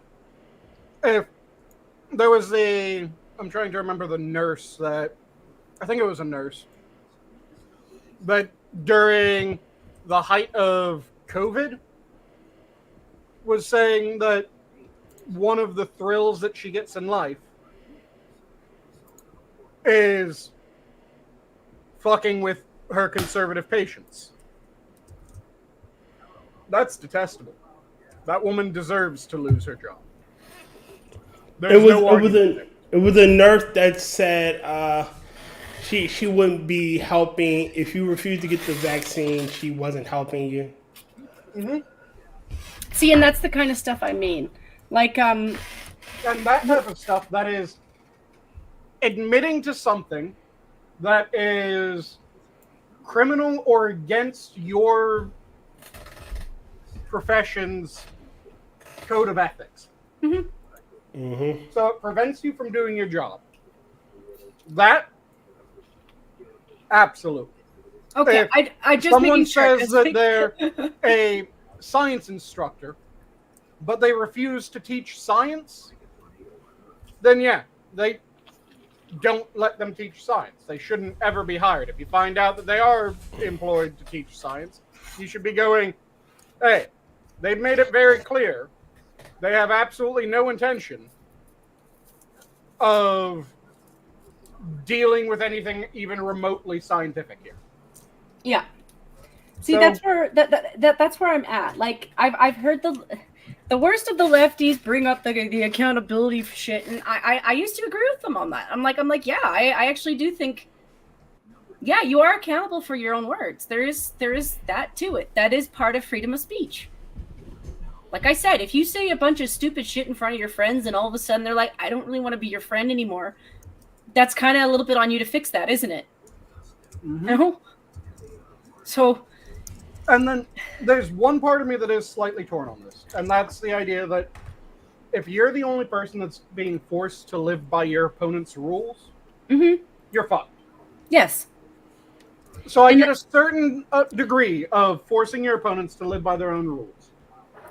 I just don't want it to be the new mindset of conservatives. And I agree with that side of reining it in, because it's really hard to stop that mindset. Like, I actually do understand where Libs is coming from. Like, she's a little bit of a different haywire. I'm not giving her excuses, but anyone who's ever known someone to have been doxxed before knows that you would think that they would hesitate on it, but no, there's a level of hit back.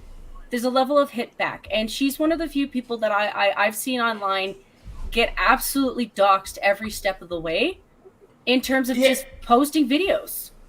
But you gotta remember something too. Like, again, we didn't start this war. Like, I'm not saying it's good what she's doing, but I understand why she is. It becomes a fuck you rather than, okay, I know what this is like. It is more we didn't start the fire. Literally, we didn't start the fire, but we're not gonna. You again. I said it earlier. You forged this sword. You made it. You used it when we told you don't do it because it's gonna slip from your grasp. And when it does, it's gonna be in our hands now. And guess what the fuck it is? Yep. Hey, look, Jesus is sitting outside the temple right now, forming a whip out of the reeds that he has found out of the ground. Look. We don't. It's not a thing of no. We need to take the higher. No. It's also a bit of a Streisand effect to continuously cry about it. So I'm going to point again yet again at Destiny. So Destiny, yes, on the internet has a large presence, but when it comes to outside of the internet, nobody knows who the fuck Destiny is. Yeah. But he announced himself to the normies, not just by the shit he was saying online on his game and people sharing that stuff. He put that out on Piers Morgan's show. Yo, yes. Speaking of which, I was just gonna say this.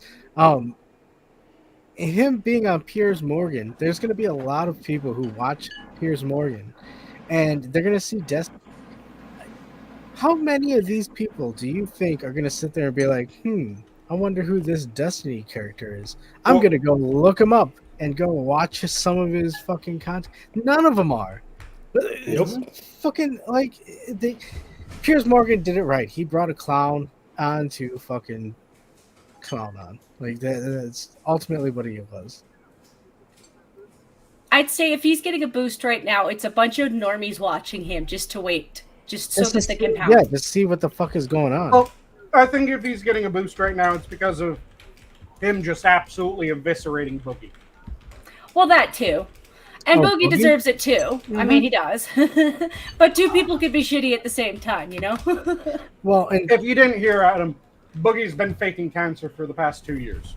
No, yeah, yes. I heard he was doing the cancer thing, and then didn't he do something with like a butter knife?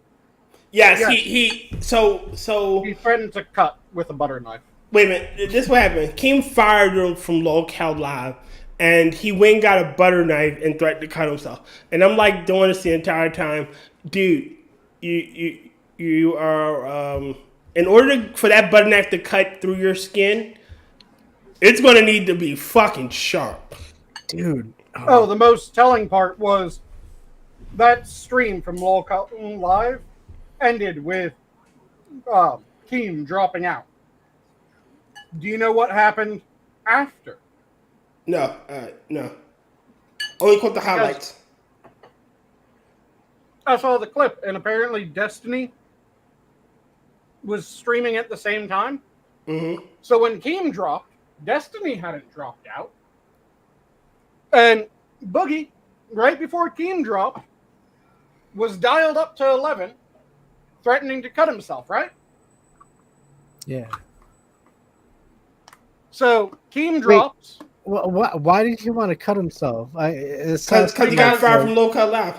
He got fired from Lolcow Live, and Destiny said that Boogie loves himself too much to be willing to hurt himself. Other than, well, I shouldn't say. And then Boogie pulled up his shirt and shoved a sandwich down his throat and said, "Oh, I don't self-harm." And Destiny said, "Well, I was going to say other than eating yourself to death, but you just did that for me."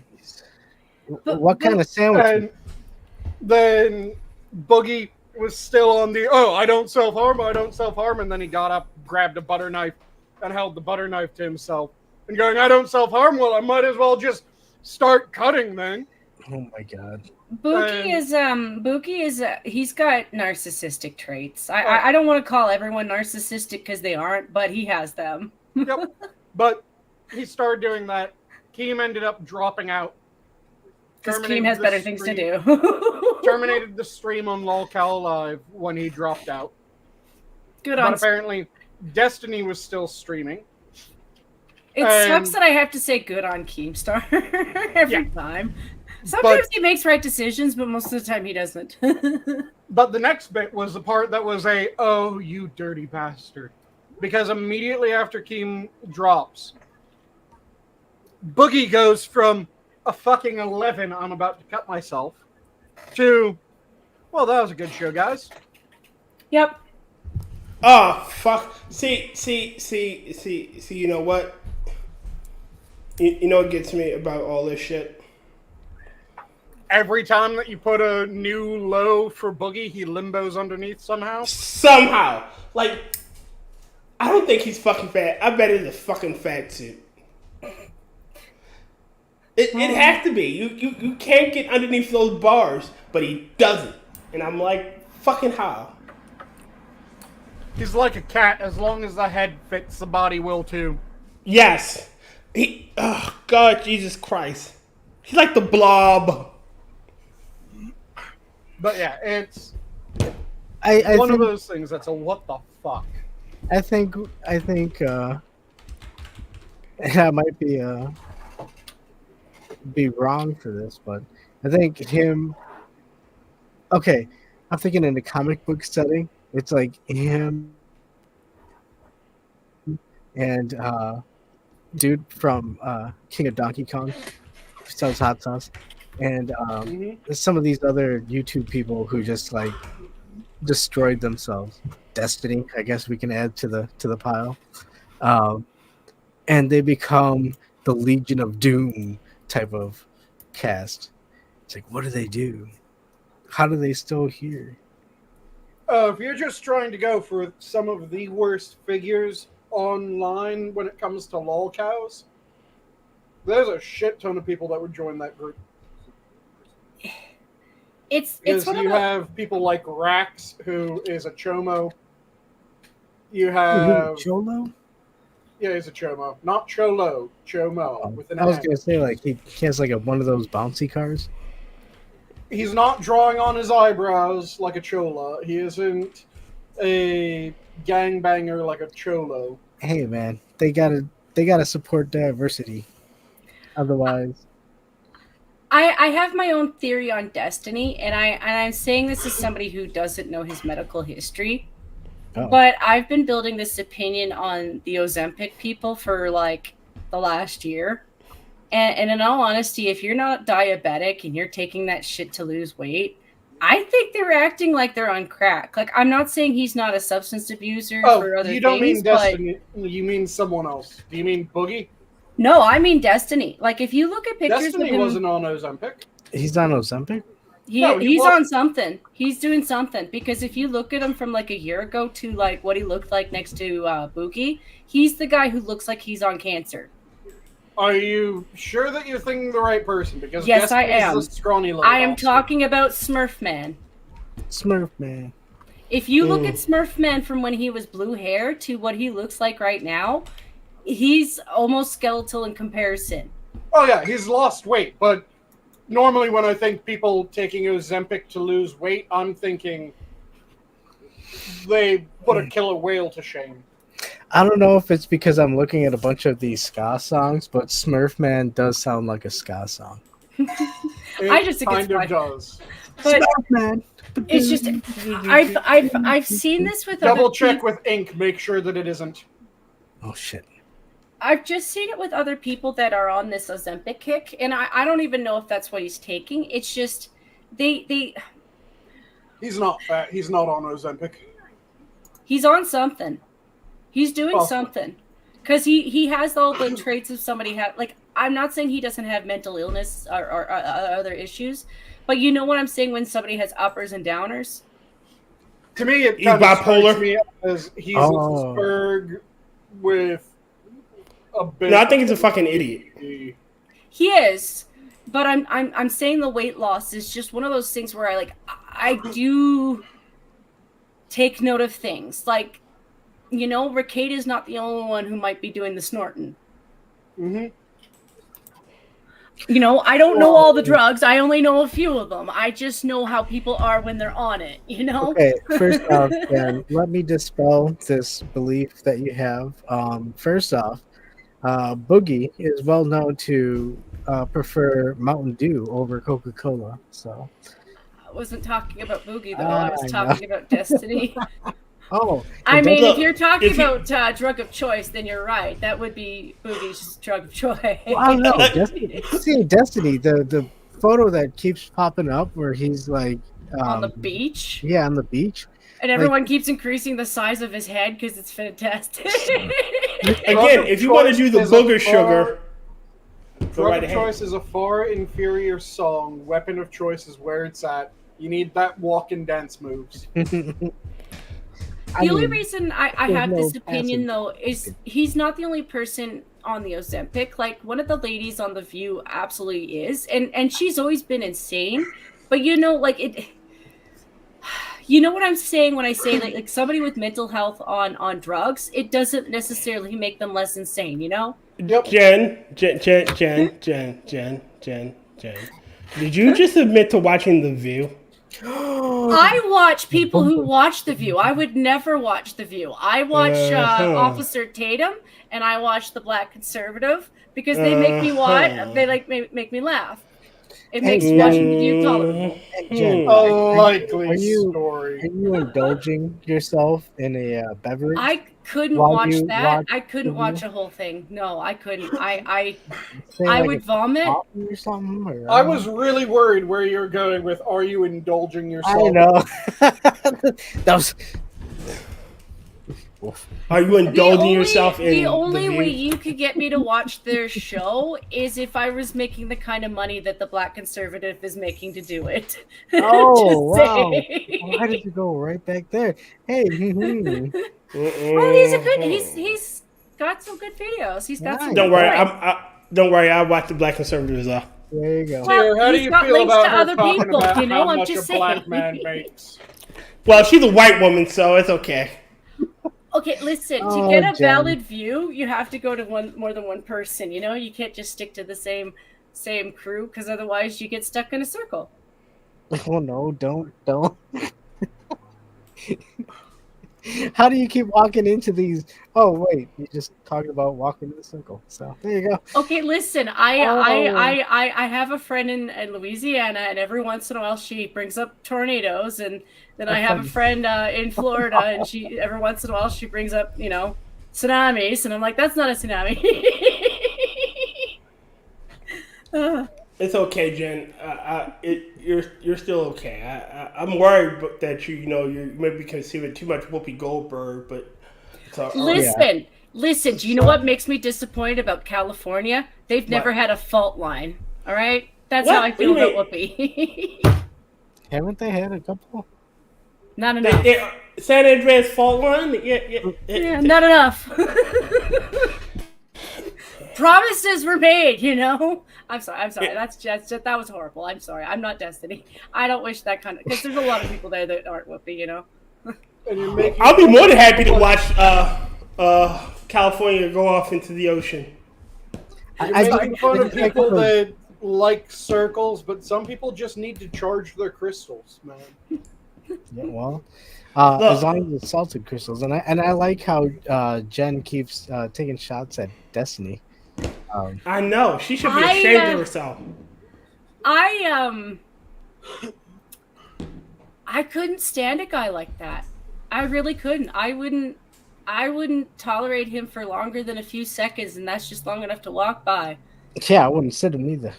Like, and guys like him, like they think that they're the beacon of all that is holy, and I'm like, actually, you're really kind of vile, and the stuff that you're bitching about, you kind of did it to yourself. Yep. Every step of the way. Yeah, like I said, when it comes to my view on Destiny, Destiny isn't a good guy. Destiny can be amusing. Destiny can have some valid points. But he's not a good guy. No. And here's the thing. This is my act of freedom of speech. He can say whatever the fuck he wants. I just don't have to contribute to it, which I don't want to. I will make my jokes and get over it because this is all just part of the Trump thing right now. Like, I'll get over that part too. Bangarang rotten. It's just fresh, you know. And today, like I said, I watched Corey's funeral probably twice because I think they were replaying it in a couple places, and I just kept having Amazing Grace go through my head, and it made me really sad. Like, That's probably what they're playing when, as Rotten Corpse says, you know, most guys are taking back shots. And there is one thing that I will Like you do say take in those his shots defense. I don't sometimes. like Destiny, but I will say this in his defense. Again, I don't think it's so much Destiny has a relationship as Destiny has one person that he fucks routinely, and then he has one person that he fucks routinely. Because it seems like, from everything that I've heard of the dude, that it is not like he's being completely loyal and she's the one just fucking everything with a dick.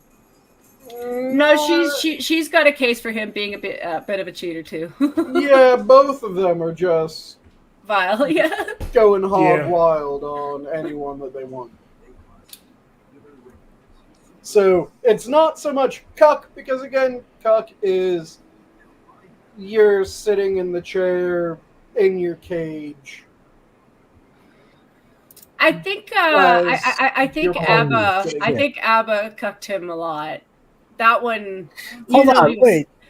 So he would sit in a cage and have to watch? No, that would be Sneeko. Oh, wait. Sneeko was the one who That's was. what they call it? Sneeko was the one who was watching. According to him, it entered. In the cage? He What was did they put sitting in in the a cage? chair at the foot of a bed watching it enter, according to Sneeko. Wait. Ew. Okay, hold on. Who's in the cage? Who's sitting in the chair? And what is entering into the room? Is it a snake? What is entering into the room? Yes, that's what we'll call it, a snake. A snake? Is it a It big is snake? a tube made out of meat, so I suppose. A meat tube. It's a black mamba. A black mamba? How is it a big black mamba? It's a black mamba. Okay, If but she's lucky. Sanguine, what do you respond to a and this is a text from Destiny to his ex Oh no. about him wanting to eat the cum of Oh, her see. boyfriend out of her Man, I was vagina. trying to dance around that part. Sorry. All right, Goddamn, boy, freaky. There it is. I've learned this. Explain that, sir. I offered cages and a chair. Come on, nice comfy chair. I'm a woman. If you don't know, I'm going to go straight for the nutsack right now. Please, share this. Oh yeah, cannibalistic. That bit where Sneeko said that he sat in a chair and watched them enter. It was just a what the fuck is wrong with you? Because he said that he and his girl, not sure if it's wife, if it's girlfriend, whatever. Fuck. He and his woman were at a swingers party. Human A and Who was the human B. God damn it! I can't remember the goddamn who part of the Skeptosphere, and he was dark skinned. I can't remember his fucking name. Oh, are you talking about the? It was one of the other people that Preach went after. It was can't Myron, right? You're No, thinking Myron. is it the one that talked about how he liked to lick the brown stuff? Oof. Oh, someone saying that they like to eat it at poo-poo? I'm not Yes. sure who that was. But you know who I'm talking about, though. Oh Lord. And he openly admit, like, yeah, I'm a cock. I can't. All I know is that there was a clip. Armored Skeptic used a clip where he's going, "It's the skeptic, the skeptic, the skeptics." God damn it, I can't remember his name. Yeah, I'm not sure who that is. I know that there was. I want to say it was Myron because he was going after a bunch of other, or 2 other guys. And it came out that, dude was a bit of a cuck. Yeah, like it was during the whole skeptic civil war. Oh man, I can't. God. When Armored Skeptic, around the time that Armored Skeptic was dating Sean Head, and she was the queen of the Skeptosphere. I can't remember. God damn it. She was still cute. Like, I don't agree with her on a lot of positions, but She's attractive as hell. Don't get me wrong. I like Sean Head, but some of her opinions I can't do without. Oh yeah, her commie bullshit, absolutely. But she's attractive as hell. I am not going to take that away from the girl. But she's still someone that you could actually have a debate with, because she's still, she's still holding her position and she's not lying about it, and she's willing to hear you out on yours, and I still give her credit for that. I'll always give her credit for that, and sometimes she does follow Ranting Monkey. Sometimes she blocks him because he says rude stuff. But I like anyone who's willing to laugh at our jokes too, because I miss the down the middle. I don't miss the side of the liberals that have become what they are. Mm-hmm. I miss the stuff where we could laugh at each other and have fun at each other's expense and know that it wasn't personal every time. Mm-hmm. No, you're supposed to take me super serial all the time. Right? Every single time. I'm so glad I had enough relationships in my life where, like, my friends would tease me, because that's kind of important. You got to get over some of your own issues to the point where you can deal with them. Mm-hmm. Yeah. You know what? I look at it like this. Look, I personally am not a big fan of onions. But my pal Sanguine over here, he enjoys fucking loves them. And yeah, fuck the fungus. There you go. Fucking loves them. Mushrooms are delicious. You just haven't had mushrooms cooked right, dear. Well, fuck the fungus. What was that, Quiz? Quiz didn't like mushrooms. Quiz didn't like mushrooms either. Then I cooked mushrooms for Quiz, and Quiz started singing a different song. Yeah, well, you're not gonna. Well, until you cook mushrooms for me, I'm gonna say fuck the fungus. Just because it looks like a dick doesn't mean you need to use it like one. I'm not gonna lie. If you hang out with us and you have the chance to have some of Sanguine's cooking, you might. But in terms of the onion, yeah, I will say, just because I don't like the onion, and Sanguine could probably cook a good onion, doesn't mean I cannot hang out with Sanguine and chat with Sanguine. Mm-hmm. So I'm just letting you know, if your dick is starting to look like certain mushrooms, like I'm trying to picture a guy with a portobello mushroom. If you have the size of a portobello, there's a problem. But there are definitely mushrooms. Hold on. We're talking about mushrooms that the head is more. How do we go from allegories with onions and trout with all of a sudden Jen's looking up dick pics and mushrooms? Because I've seen plenty of. Well, it is called the mushroom tip. Yeah, I have seen my fair share of mushrooms that generally do look okay, like Jen, we don't need to. It was the Venture Bros that had the line, "Does a Smurf live in the mushroom?" Oh, little blue people. That's one of the most ridiculous lines from the Venture Bros, and I love it. It's the light bit of autism that I have where I will actually picture that, and then I'm like, oh, a guy with a portobello mushroom dick. That's amazing. There are a bunch of other mushroom types, Jen, and I'm glad you went for portobello mushroom. I was being nice because I can't remember the other names. Oh no, you didn't go nice. You went nice in some respects. You didn't go nice in others because there are mushrooms that it is far nicer to go for them. But at least you didn't go for lion's mane. Oof. No, but dude, somebody pulls their pants down and all of a sudden there's a portobello mushroom facing you. It's like, what the fuck what happened? Are you a mutant? Did you get flattened in the worst way? Dude is built like a butt plug. Why does it expand so much? Oh, it makes me laugh. Sorry. Do you use this for calculus? Oh wait, calculus. That was a weird. Why did I say it like that? Kelpis is a drink. Yeah. No, I was talking about drawing circles. Calculus? Yeah. That sounded like you said Kelpis, which is a fermented milk drink. Oh, well, I mean that too.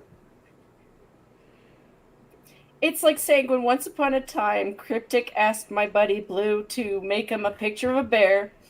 And he was like, I'd like to have this bear be in a lake, and it has to have an American flag, and it wants to be catching a fish. I was like, oh, okay. And he's like, make the fish a salmon. And I'm like, you bitch. You absolute bitch. Why would you do that to this poor kid? He's just figured out cats and ferrets, and you're asking him for a salmon? He did it, though.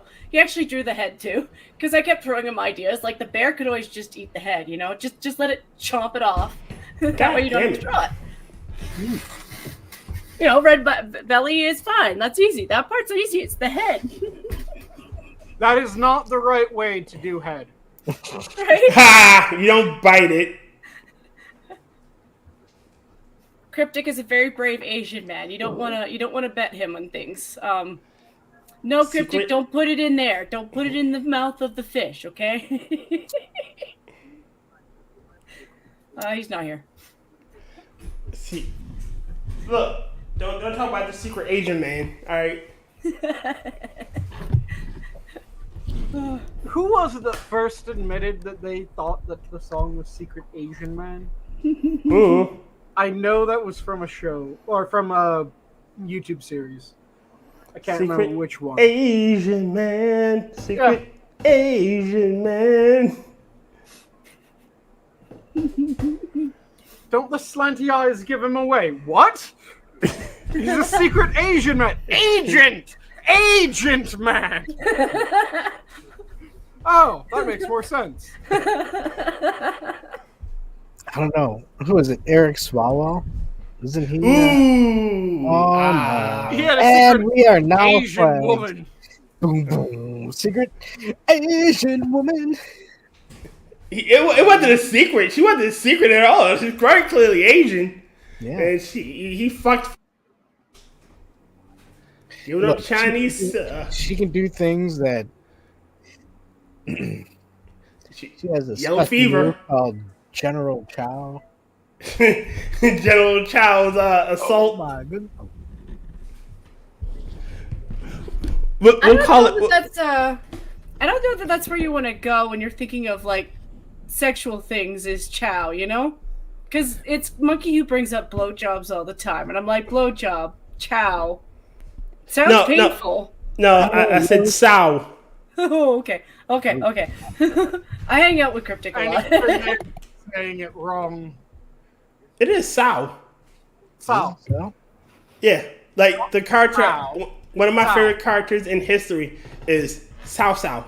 Okay. so Sorry. you like the fact that he had his eye shot out by Lu Bu and then shot the arrow back? No, that was Zhao Dun. That was Sauron. No, that was Zhao Dun. Let me double check. I'm pretty sure it's Sauron. Zhao had his eye shot out, ripped it out, ate it, and said, "The flesh of my father, the blood of my father, the flesh of my mother." Ate his eye, and then fired that fucking arrow back at Lu Bu. And dude, trust me, I'm a Romance of Three Kingdoms aficionado. Like, I know the Three Kingdoms period. Because I was almost positive it was one of the Tsaos. Technically, Zhao Dun is Cao Cao's cousin. He's from that clan, but his grandfather is adopted into the Zhao clan, the Zhao clan. Like, because his grandfather becomes a eunuch at some point, and he gets adopted in. So they're technically cousins. Some around that area. Like, now, Cao Cao Cao Cao was running from Lu Bu, and it was Smokey. Lu Bu taps him on his helmet and goes, "Hey, you seen Cao Cao?" He goes, "No, I ain't seen that motherfucker. Maybe he went that way." I do stand corrected. It was Shahu or Shao done rather than Cao Cao or Cao Ren. So Cao Ren. Cao. So Cao Ren Cao gets with his a T before the S. Cao. I know, God damn it, I just say it like that. But he gets his ass handed to him a lot by a lot of other. He got some pretty decent victories, but he still got his ass handed to him by a lot of other characters. Oh yeah. He was an impressive general. He was just up against absolute monsters.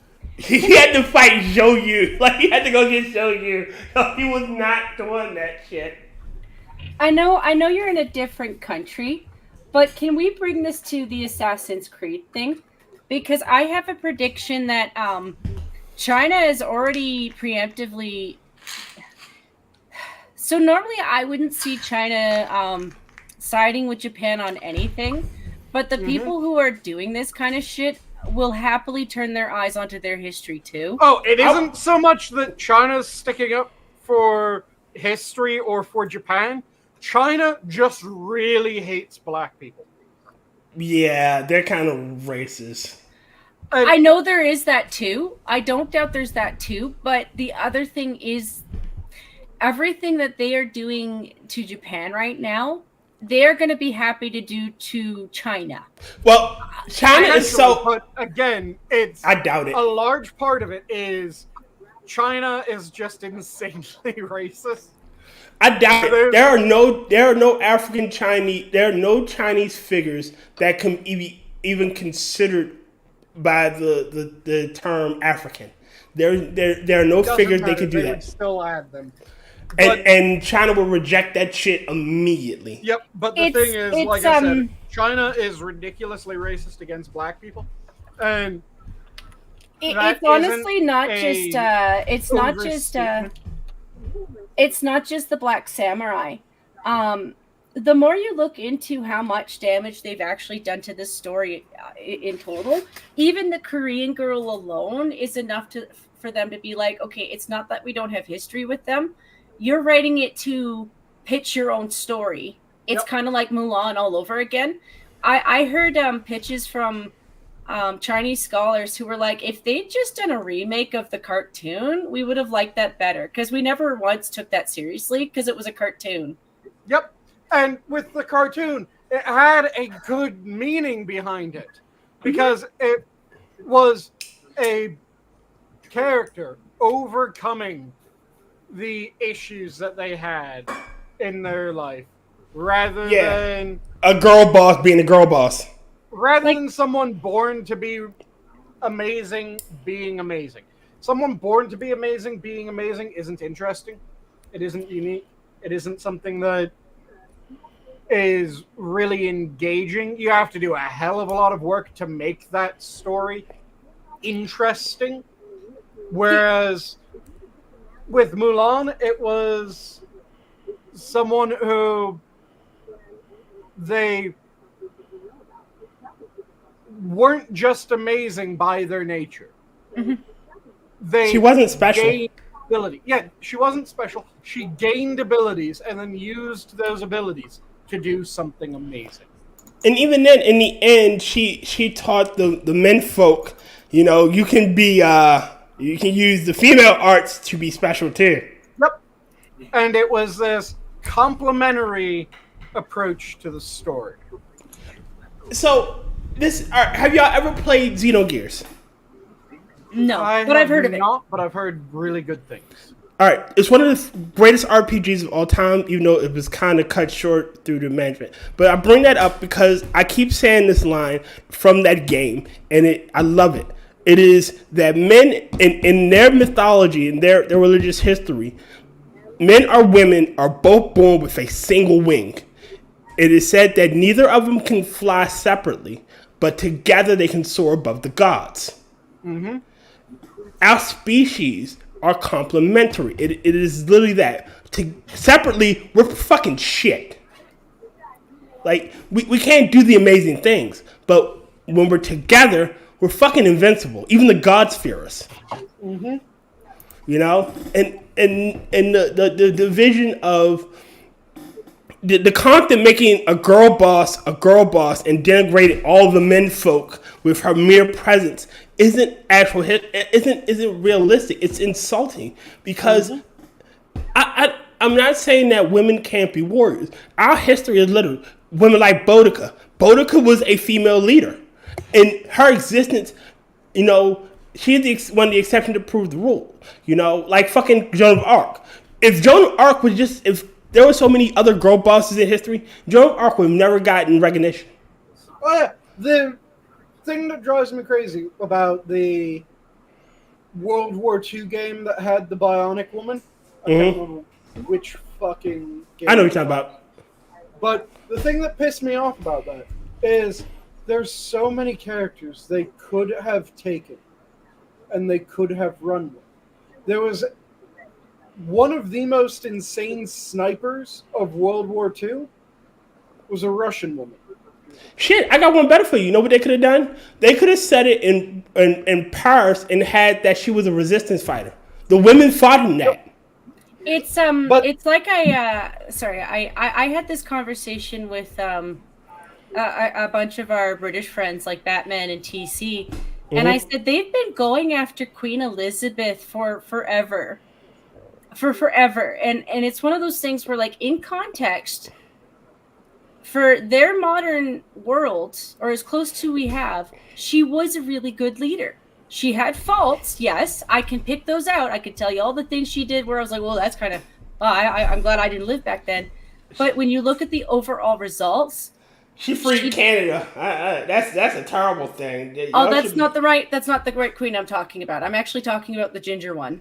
Oh, you're talking about Elizabeth the First. Mm-hmm. Okay. She was a badass. Like, yeah, she did do a lot of things that changed the world. She couldn't do everything. Captain the Great. Thank you for being one of the Canadians that realizes that your independence wasn't until 82. I actually do appreciate that you do know that, though, because a lot of people don't know that about her. I actually had some fondness for her. She was an old lady in a different country that I didn't know, you know? Yep. Yeah. But Catherine the Great was a great, like, she brought fucking Russia to prominence. It's one of those things where, like, you have to understand the dynamic between a woman and a man to understand how it works. And yes, they had things holding them back. Yes, some of that's cultural, but it does have to do with things that they can't help. A woman can't face. Okay, let me put it to you this way. A woman in the highest position cannot beat a guy in the lowest position in a fight. You know, she might have tools and things that might help her with that, but, like, you take all that stuff away, she can't actually fight. So to actually get her to be able to do that, you have to actually be able to help her. She has to have those tools. But again, if you want to have a story about a female girl boss fighting in a war, easiest one, and probably one of the most interesting ones that you could do, I mentioned the Russian sniper, Ludmila Pavlichenko, which, by the way, I just double-checked before I said that name. I had the fucking name right.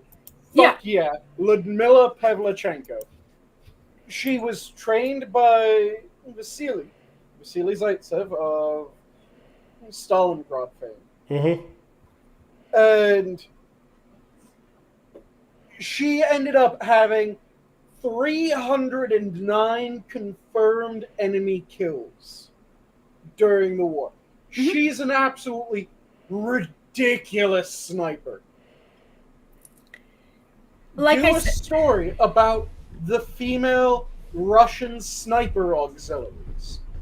Boom! You have a World War II story about women that actually fucking existed, and you can tell an amazing story about those women, rather than, oh no, we're going to make an English frontlining female cyborg.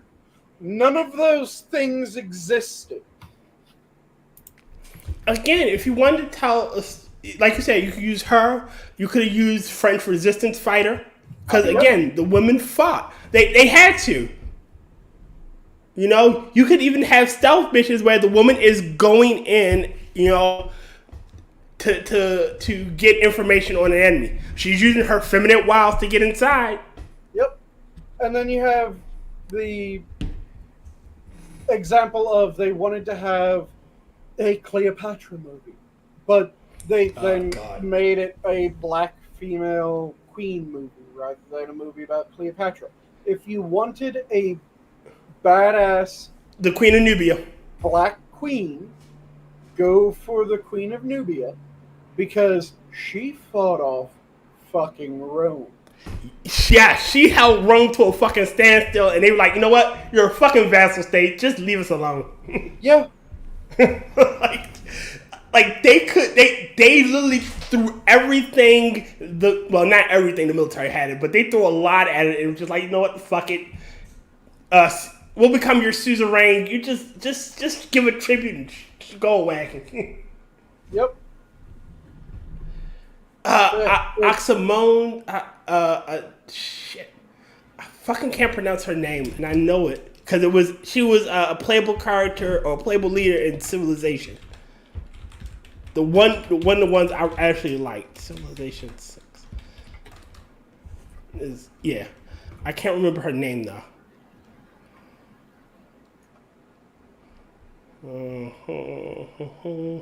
Looking for the one that fought back Rome? Yeah. I know. Amani Renas. Yeah, there it is. Amani Renas, I think is the way that it's said. I could be wrong. I've never heard it said out loud. Yeah, but she was. Yeah. Yeah. Again. Everyone knows about the Welsh longbow, also known as the English longbow, of course, right? Mm-hmm. The Nubians were the longbow that was the most well-known longbow in the world before the Welsh longbow. Excuse me. And they fought in a very similar fashion. Again, they held them off. They like, you know what? We're done. Leave us the fuck alone. Mm-hmm. But again, like I keep saying this, there are badass women you could tell stories about who existed. Yep. Shit, if you wanted to tell a Chinese-centric woman story, you could do Empress. I forget her name. She was one of the Qin Emperor's mother. Oh, don't do a story about the. All right, so nickname the Viper's. Yeah, so she got into the imperial harem. She had a child. She killed the child to frame her own. She killed her own child to frame the current empress for murder. Became empress. The emperor dies. Her first son was a piece of shit. Had him killed. Her second son was weak, but she had him exiled.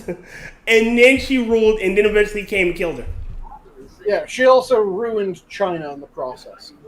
And tomato. If you want to go for a powerful female lead, I came back for a second, sorry. A Chinese setting, the Pirate Queen. Oh shit, that would be a good one too. Because do you guys know who the Pirate Queen was? I've heard of it, but there was actually a couple of them. Yeah, there's one in particular that is known as the Pirate Queen because she was just absolutely insane in everything she was able to accomplish. Mm-hmm. Where originally she married into a pirate king's line, effectively. She married the Pirate King. The Pirate King then died. Everyone thought that the fleet would dissolve. She was able to cow all of the captains under her husband. Zhang Jisao. Yeah, sounds about right. It's pronounced a bit wrong, but it sounds about right. Shut up. God damn it. But, yeah, it was just absolute ridiculousness. She quells any sort of talk of leaving her employ and manages to not only maintain the fleet, to be more accurate, but she ends up growing the fleet, which is absolutely insane. And her fleet is large enough that the Imperial Chinese Navy is getting completely fucked over by her ships. Yep. To the point where they have to make a peace deal with just this random fucking pirate.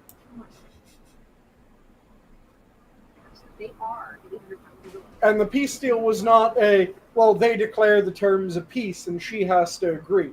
No. It was, you want peace with me? Make it worth my time. Yep. That's the thing that I find missing from a lot of their girl bosses. Like, yes, I understand they think that women have to have this need for force. Like, it's got to be a brutal force. And to a certain extent, some women have expressed that. But it's more of a mental game than necessarily physical force, you know? Well, it can be each. It just depends on the woman. And the thing is that you need to have it in the narrative be justified. Mm-hmm. And that's where they always fuck up. Because rather than having it be justified in the narrative, they just go, well, no, we want her to be the smartest one in the room. Well, we have a bunch of smart characters, but we want her to be the smartest one. What if we made all the other characters stupid within her presence? So she has a mutant ability that she saps all the attributes from everyone around her. Well, that could work. So she's now the best pilot as long as she's in the room with the best pilot, because she's able to drain the best pilot of all of his piloting skill and then become the best pilot. She's the smartest person in the room because she drains everyone else's intelligence until she is the smartest person in the room. But you know what gets me? This is how you make... You don't... Men and women have different attributes. And again... Alright, so... This example comes from one of my favorite anime in existence. And shut up if you don't like it. It's called the Shadow Skills. In the Shadow Skills, there are two styles of fighting that are unmatched. And the main character uses the Shadow Skills, which is the female style, which is all kicks. Because they didn't have the physical strength to fucking fight. They didn't, but they were fucking fast. So they have no upper... It's not them using their upper body strength. It's them using their legs to move around and dodge and fucking break you with kicks and shit. It's a female style, and it works for them. Again, and I say this to say, females have different attributes than men. They can't be physical fighters, but they can be clever fighters. So instead of Jen, if me and you are fighting, instead of you trying to go, brute strength with me, you're using your speed to trip me up, make me hit my head and shit. Using the environment to your advantage. You're crawling under shit I can't get to you at. And then you're coming to attack me from behind. See, because I think you're still under there. It's using what a female naturally has instead of having her kicking around and throwing around men 10 times her size. And this isn't like fucking the remake of Charlie's Angels. That shit makes no fucking sense. Wait, is that the one with Bill Murray as best? Christian Stewart. Oh, okay. It makes no fucking sense that Christian story is thrown around men big and broly. Now I can see it in a fucking superhero movie. Physical strength. All right, all right. Superpowered women with physical strength exist. Okay. It's also they've never dealt with a woman in the past who might have had to have more of a mentality that I would call it psycho because I've never had to think like this. But okay, let's look at like Viking women. I don't necessarily think they were going out and going into battles, but I don't doubt that they could probably do some damage to you. I don't doubt there's a history of kind of understanding how things work and then enacting it on you. So, like, if you think of somebody like that, they're going to be psychotic. They're going to figure out all the places on your body to hit you where they don't have to use as much effort, because it's a little bit of engineering when you realize that, you know, you don't need to hit that hard. But if you want to set up a scenario where women are in a medieval or a Bronze Age or shit type setting where if women are forced to fight, have it that it's a war, it's a siege, and all the menfolk are still out attacking the main enemy while there's a smaller group attacking the city. And the only people around are the women, so they gotta fight. You know, but even still, they're not necessarily doing what they think. Like, well, yeah, okay. They're not destroying them, but they are holding them off long enough for the menfolk to come home. Mm-hmm. It's that level of understanding that they don't have, because I don't think they are not. I never get her name right. Ronda Rousey. They've never had actual physical experience, and they are writing books based off of no physical experience, and so they wouldn't know. Like, do I think Ronda could take on a man? To the shock of some men, yes, and that's part of how she gets away with it. One of the cops that I watched an interview over the last week said that sometimes the reason that the lady cops work is it's because not every man is actually gonna just hit a woman. You know, it's actually instinctive for men to not hit a woman. So that hesitation in a fight is super cheaty for a woman. Absolutely, especially if they know how to take advantage of it. And most of the lady cops, they don't. They aren't meant to take it. Like, they are, but not like to beat the shit out of you right away. You know, it's meant to get you to calm down so they can talk to you. Yeah, but there are some female officers that can rip the shit out of a person. Like, I've made no qualms about, in my family, there's one person that at their prime could have beaten me in a fist fight. Potentially. Not guaranteed, but they had the best chance of beating me in a fist fight. And that's my mom. Because my mom was a Marine MP that knew her shit. There's still a decent chance that I would be the one who came out in the lead in that fight, because I'm a monster physically. And by a monster physically, I mean, there was one point where my mom had just moved to a different apartment, and there was a loft at the apartment that was up a ladder. She wanted a filing cabinet put up there. The filing cabinet was full. She told me one day before heading out, "Hey, if you can get this filing cabinet up there, thank you. That would be greatly appreciated." And I said, "Okay." So she left. I went over to the filing cabinet. It was a full filing cabinet. It was a locked full filing cabinet. She forgot to tell me where the key was. I couldn't empty the filing cabinet. I picked up the filing cabinet, and I went to raise it up to the loft. I was just a little bit too short because it was like a probably almost 8-foot loft, so my hand's above my head, not quite reaching the full height that I needed. Maybe 8.5. It was a decently tall loft. So I realized this, and I threw a filing cabinet up. Full filing cabinet, just picked it up, tossed it up into the loft. I had 2 muscles ripped from my shoulder. I picked up a 35-gallon garbage can full of construction waste, mainly concrete and wood. I'm a monster. But she had all the skills with how to fight. I had innate strength. If there was anyone in the family that stood a chance against me, it would have been my mother. A skilled fighter can overcome brute strength. Well, that's just it. To a certain degree.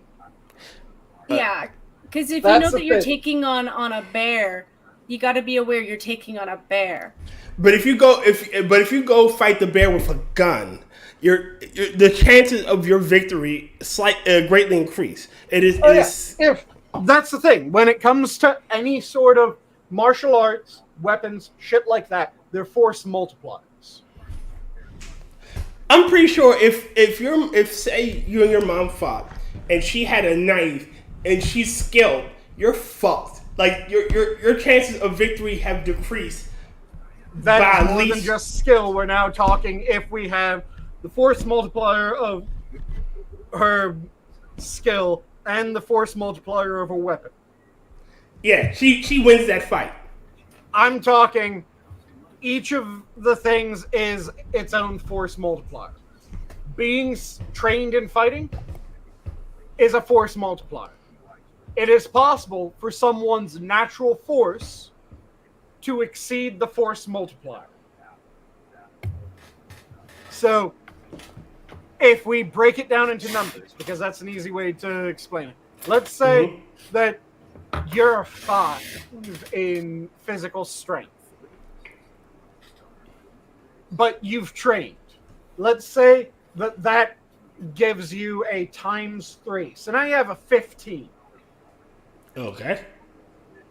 If you go up against someone who's a force of 20, the force multiplier helps, but you're still going against something that far exceeds you.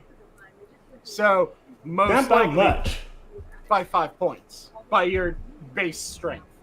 But 5 points is still within the margin of victory. It's a harder victory, but it's still within the margin of victory. That's what I'm saying, that it becomes a much harder fight. And the more that the difference is, the harder the fight will be. So you have force multipliers. You deal with the force multipliers, and you can have people where the force multiplier is enough to make them win. You can have people where the force multiplier is not enough to make them win. And you can have someone with a lower force multiplier, but a greater base strength, and they win because it's a force multiplier. So another thing I'm gonna call out, and maybe I'm out to lunch for this one, but one of the things that I've seen, like say Monkey's version of MGTOW, where they'll go back to, well, you know, men were the hunters and stuff. And yes, they were. The thing that they leave out is a lot of the times the rest of the tribe was right behind them. Because if the rest of the tribe is women and children and maybe some old men, you're not going to leave them alone to the wilds when you're going after the big game, you know? They're not going to be right with you, but, you know, because a lot of those family members help strip, like, think of, like, the mammoth, right? Mm-hmm. The whole tribe would be coming up behind them when they caught them so that they could help strip that thing, because it has to be stripped as fast as possible before the predators get there. It depends on how migratory of a people you're talking about. True. Because there are a lot of people where they would have a set, this is their home, this is their village, and their hunters would go off on a hunt and then return with their yield. You had others where they were far more migratory, and it would be their hunters would go off on a hunt, the rest of their society would follow after them. Mm-hmm. And then when the hunt was finished, they set up shop for a bit. They did their shit in that area until the next hunt started.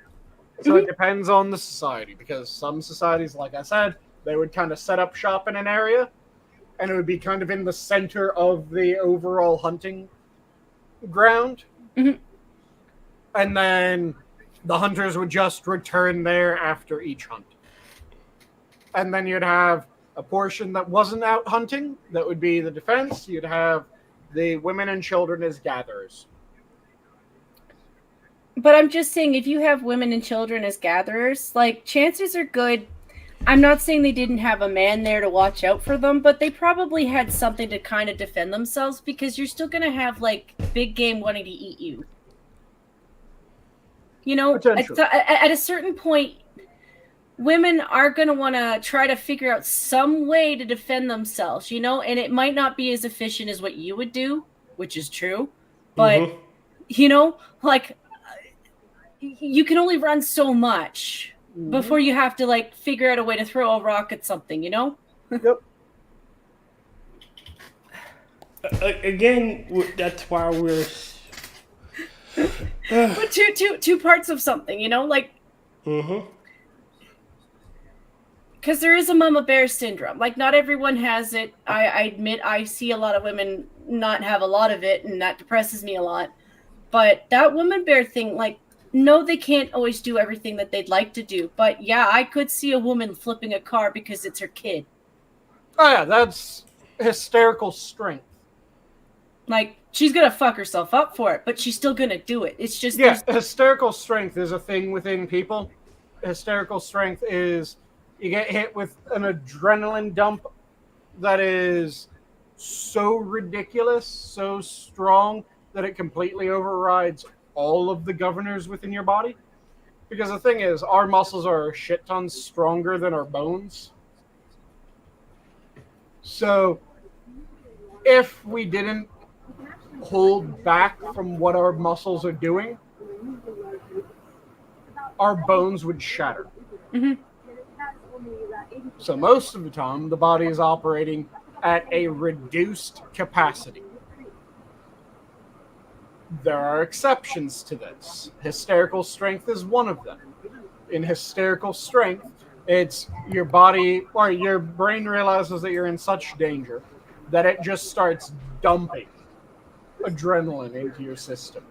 And adrenaline is one of the things that starts turning off all of those governors. That's where you can end up with a mother lifting a car off her son. And that's impressive as shit. That is something that absolutely happens. The thing that a lot of people leave out of the story a good chunk of the time is that mother's bedridden for like 2 weeks after. Yes. She has regrets. No, she doesn't. Well, no, if she saves her kid, she doesn't. But using that amount of force fucks up your body. And you have this throughout the human species. Women, it tends to be a bit more obvious in. But men have it as well, which is how you have characters throughout history that are real people that did shit like they killed a bear with a spear. You aren't supposed to be able to kill a bear with a spear. You aren't supposed to be strong enough to kill a bear with a spear. But hysterical strength is a hell of a thing. That adrenaline cocktail, man. Yep. And shit, I just realized the time. Oh. yeah, it was a good combo. It was good. We had a great combo tonight. I hope I didn't make you too mad with my Animu gray. It is actually a decent one. I just YouTube doesn't share anything anymore without limitations. So if I were to link it to you, it would have to be an actual site. I don't think you're an Animu guy. Maybe you are. I wouldn't judge. I don't care. And yeah, the Chi-Com's trying to erase history before their takeover is horseshit. One of the things that infuriates me the most about Chinese history when it comes to that time period is if you listen to Chinese history from the Chi-Coms, the Chi-Coms defeated the Japanese Empire in China. Yeah.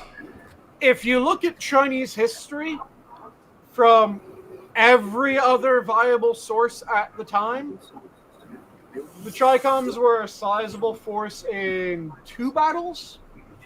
They were the primary force in 1 battle. They were a tertiary force in another. It was the Chinese nationalists that defeated the Japanese in China. The problem is, defeating the Japanese in China bled the Chinese nationalists white. And when the Chi-Coms that had just been claiming victory for everything realized that, hey, the war is done, the Japanese have retreated, they then attacked the Chinese nationalists. The Chinese nationalists put up a good fight, but they were forced back to Taiwan, and the Chi-Coms tried several times to breach Taiwan's defenses, and they started to be bled white. So they yielded temporarily.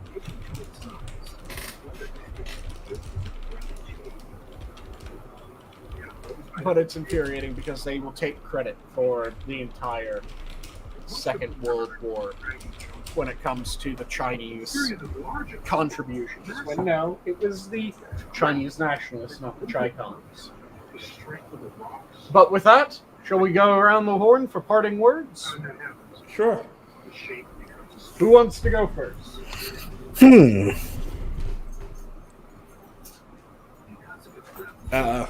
Sorry, not sorry for making so many jokes about Destiny. You're welcome. If you're passionate about Sanguine, devour him. Don't let him devour you. So are we going to Taco Bell or Burger King after the show? Where sells tequila?